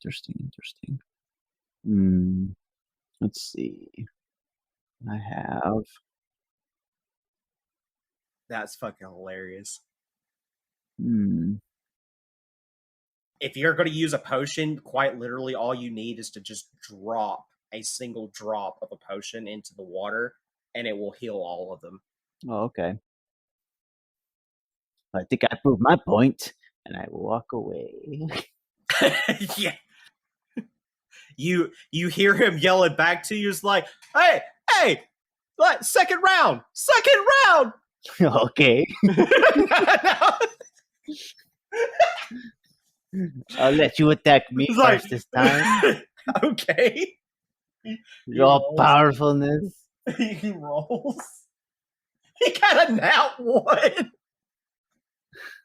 You see him jump out of the water. Lightning automatically strikes twice. And lightning automatically strikes twice, knocks him back down for the 2 damage from the lightning, and he just passes out and does that spirit thing again. I think I've proven my point yet again.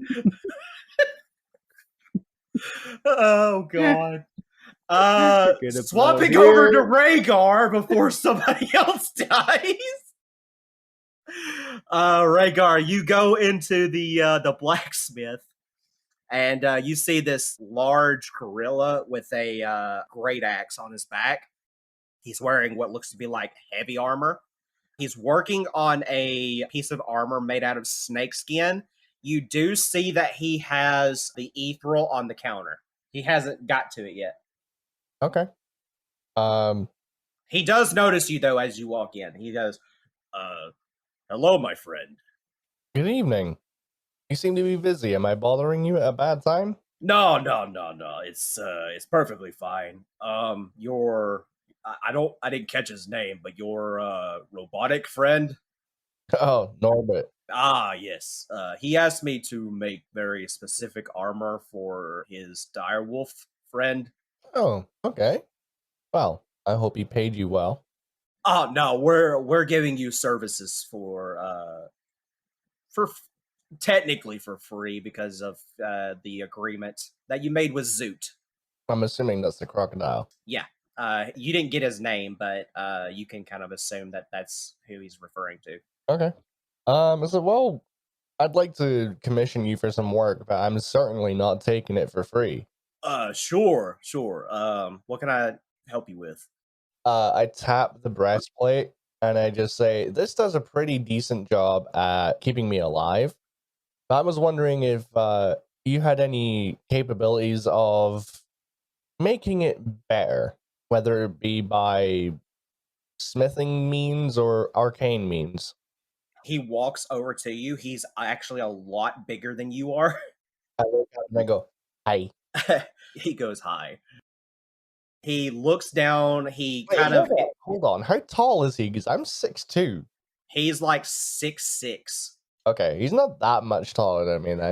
Not like he's not in the sense just taller. He's like bulkier than you. Like he's bigger in all retrospects.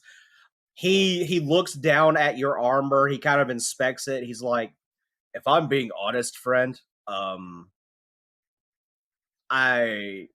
take it that you are like myself. You are a barbarian. I am, yeah. Wouldn't you do better without the armor? Yeah, I'm just curious. As a barbarian, we do better without armor. Well, we'll forget the armor for now. And I unclip the great axe and I say, this has been through quite a lot. I tap the sheath on it and I say, this is Hydra skin, and it allows me to add a little bit of poison damage to anything that is struck with this. It's very limited though, so I don't tend to use it very often. What kind of improvements could you make to this? Again, whether it be smithing or arcane.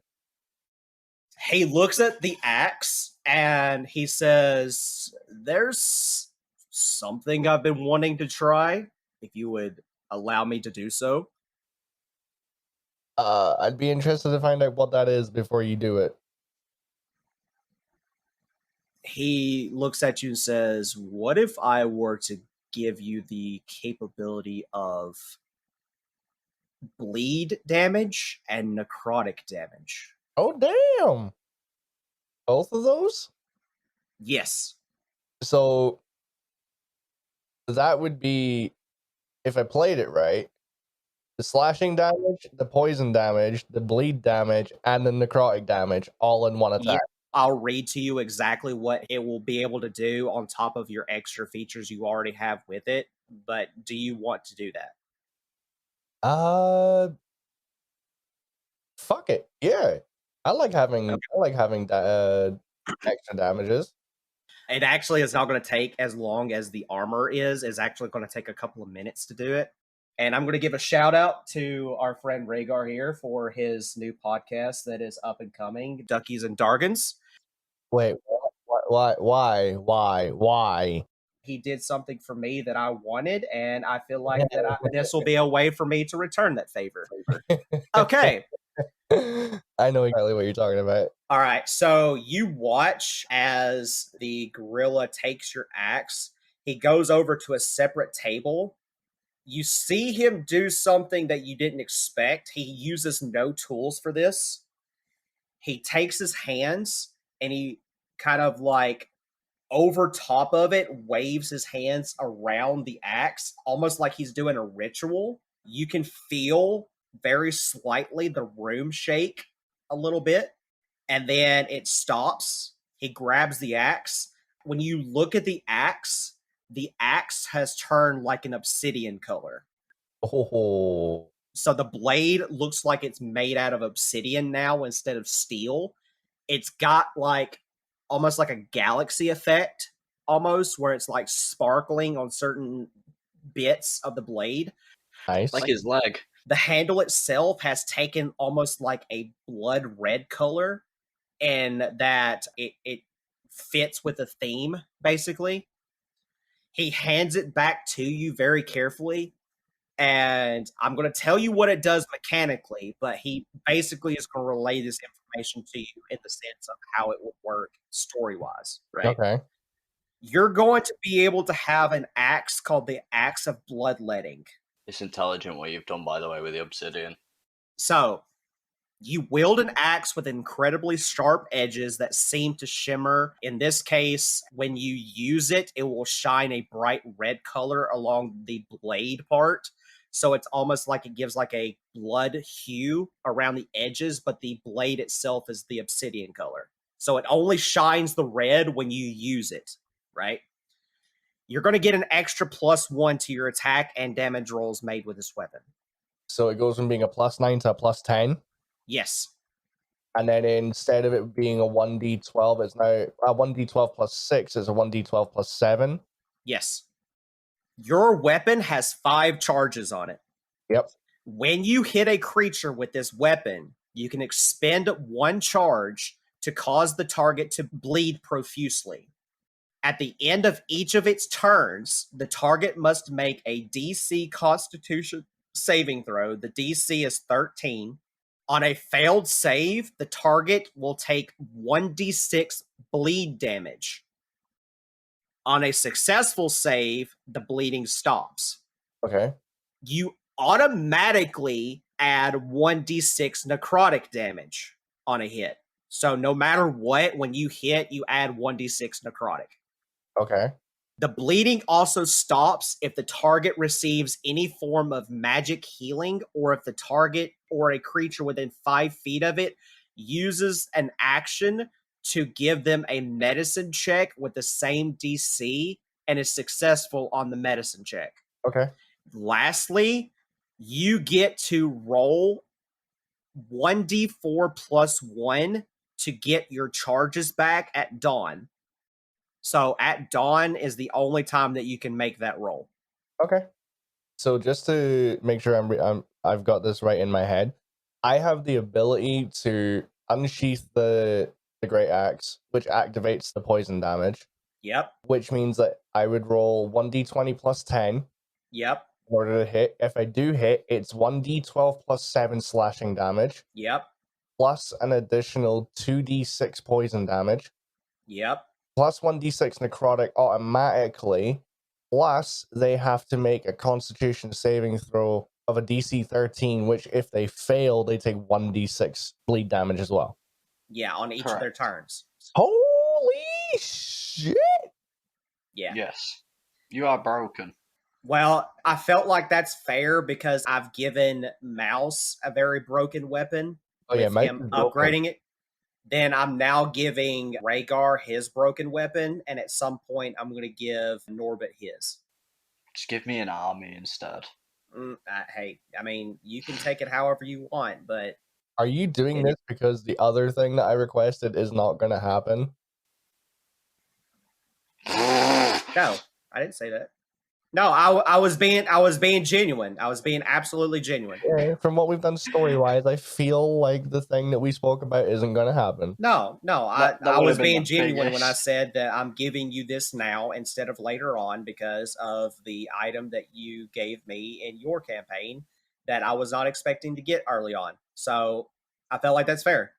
Yeah, this is completely fair. I'm looking forward to slapping this bitch across somebody's face. Okay, so he gives you your axe back, and that is what you have in accordance to that. What does it cost me? I told him I wasn't fucking letting him do this for free. Well, because you have made it perfectly clear that you would not like to do it for free, I'll tell you what. Give me 100 gold pieces. Well, those prices changed quick, didn't they? That's actually cheap. I would have charged him a lot more. Oh no, I'm aware, but I meant like he went from 3 to 100 like real quick. I'm like, damn. Yeah, This dude knows what he likes. If it hadn't been for Rhaegar saying that he wants to pay, insisting on it, then he would have done it for free. Yeah. But because he insisted on it, he's going to charge the lowest that he can get for it without causing a problem. I've marked that. Yeah. No, I was impressed. He has good bargaining skills. I like it. If you want me to be completely honest and 100% full on truth, if you guys hadn't been given this for free, I would have charged Rhaegar about 5k worth of gold just for the axe alone. And then for the armor, it probably would have been about 3 to 4k. Oh yeah, I figured. I mean, his weapon is broken as shit. Yeah.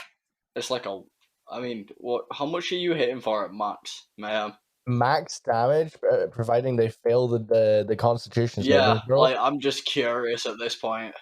Hold on, I will do. So that's 19 plus another 12 is 31 plus another 6 is 37 plus another 6 is 39, so 39 damage. All right, 39 damage. Now let's assume you get a crit on the attack. Double the damage For all of that, all of it doubles, except for the bleed. Except for the bleed. Yeah, so it'd be like what? It'd be 78 minus 6, so 72 damage if I got a crit. 72 damage, and if with a crit, it'd be. Plus, if I'm raging as well, I get a bonus to rage, advantage on strength checks and saves, plus melee damage bonus of +2.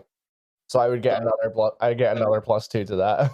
So it'd be 74 in total. Yeah. Also, what's the highest AC armor you can hit? 30. So 30, and then obviously, basically, if you get a perfect roll like twice, you can take out a lot of things, yeah. Yeah, in just one clean swipe. I know you guys are really excited for that weapon. I fully understand, but there's one thing I want you to put in the back of your mind as to why I gave you that. I want you to contemplate what Norbit just asked as to how high of you can hit on the AC. Yeah. I want that to sit in the back of your mind just to realize I know you've got some big shit coming up against us. That's why I'm asking the fucking questions. Yeah. I'm trying to figure out who I need to be in the front line and who I need to be at the fucking back line. Like when I said before that combat at some points will get a lot harder, I was not fucking around. No, I can tell by that weapon choice, fucker. I'm just trying to figure out strats beforehand. Like Right. Mayhem's gonna pull out this shit one tap summer. We're chilling. That's all I need to know. Right. So, Rhaegar, you can do whatever you want now, but the building that you're needing to go to for the maps is right above. But I would like to try to get to Norbit very quickly if he wants to do something, to give him the opportunity to say or do anything, because we're actually almost out of time. Yeah. I mean, if we're almost out of time, I don't mind leaving the map maker until the next session. I really don't. Okay. All right. I'll We'll speed run this shit. Yeah, we'll go to Norbit very quick. So, Norbit, you're at the camp where Fenrir is at. You see Fenrir is training with Ranger. The other wolves that are normally here are off hunting. Okay, yeah. So I don't want him to see me first of all. So I'm just like, I didn't go into the camp. I just placed there so I knew where my character was. I'm gonna say though that move your character right there. Roll me a stealth check.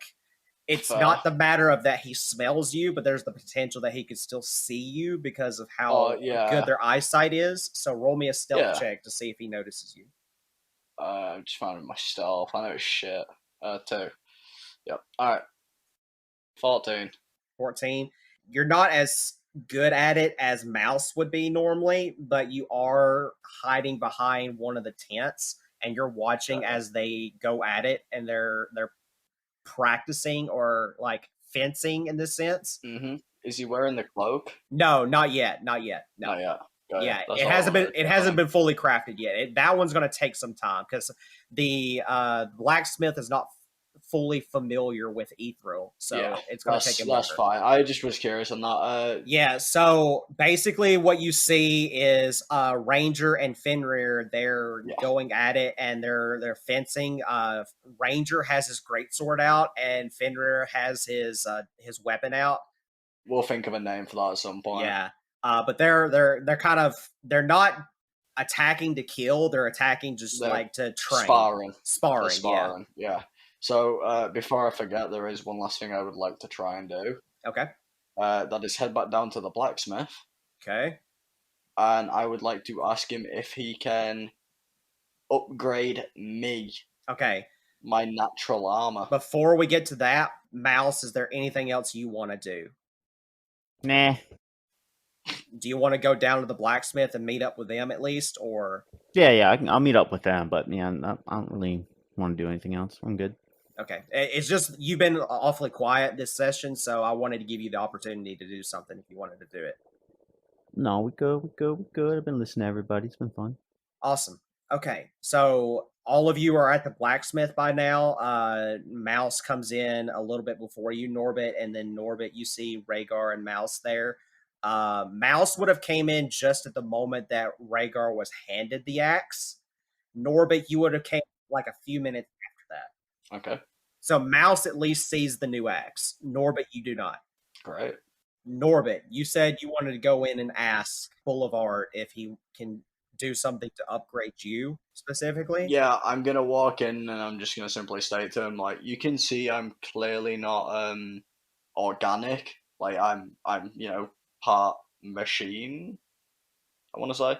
I'm just gonna ask if he can potentially make me tougher, like harder to like get through. Essentially. He walks over to you. You see where his eyes roll in the back of his head, and then you see in the palm of his hand where like an arcane rune of a sort starts to manifest itself onto his hand. He touches your shoulder. Okay. It takes like a couple of seconds. Then he pulls back and he says, I'm afraid not. You're unique in a way that I am unfamiliar with. Interesting.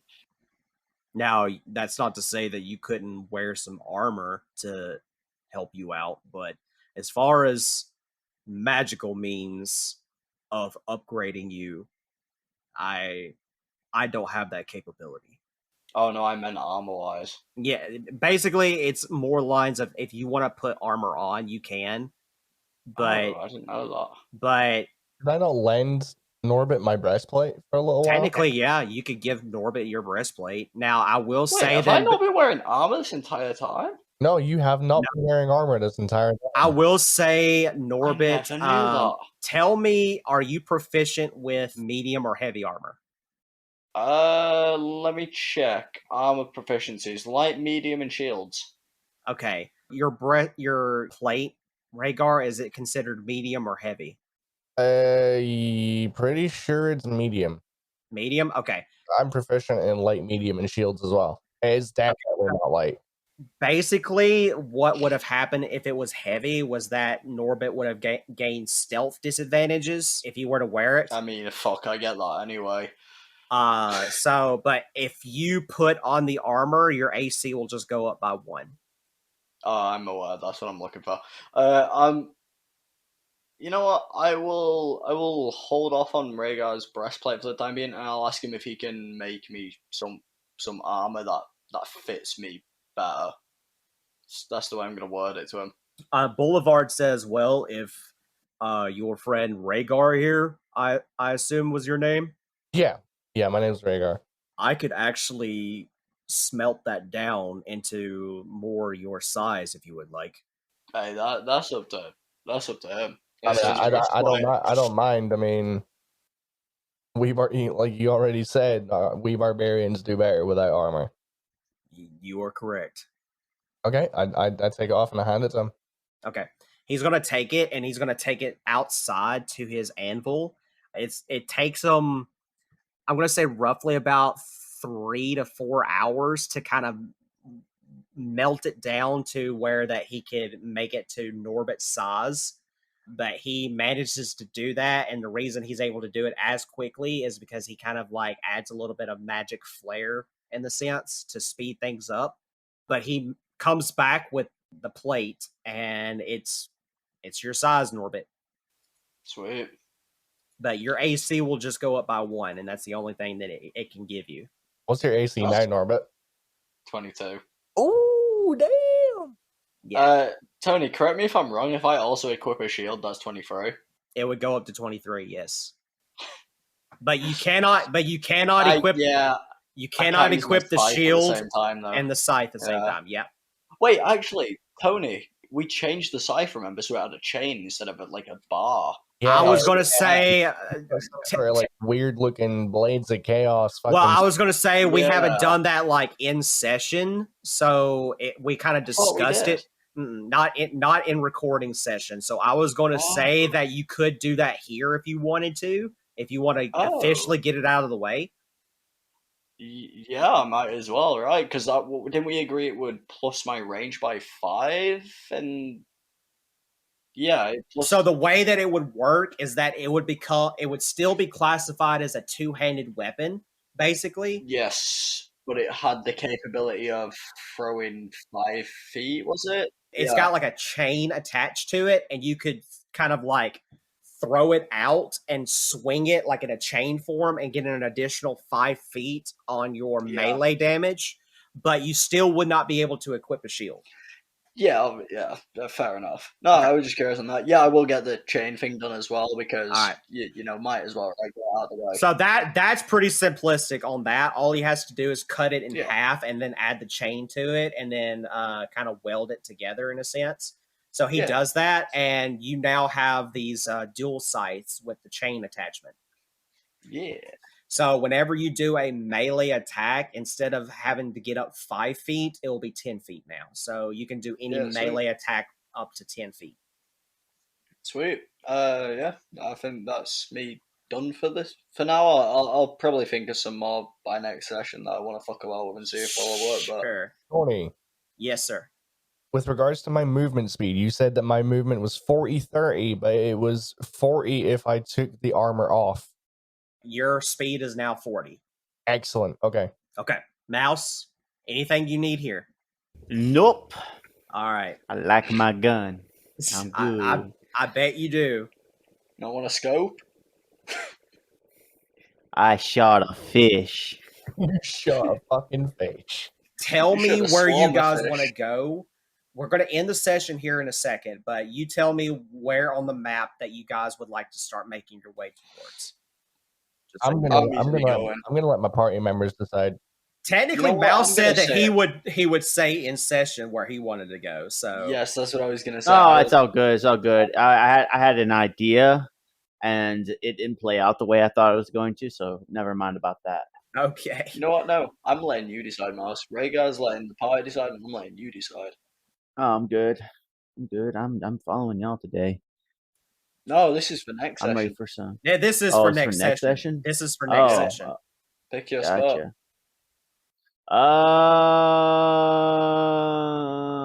Here, Cliffs The of broken Longing. ship? Okay. bottom left. Bottom left. Okay. Cliffs of Longing. Oh, sweet, the broken ship. That's where we'll go next. All right.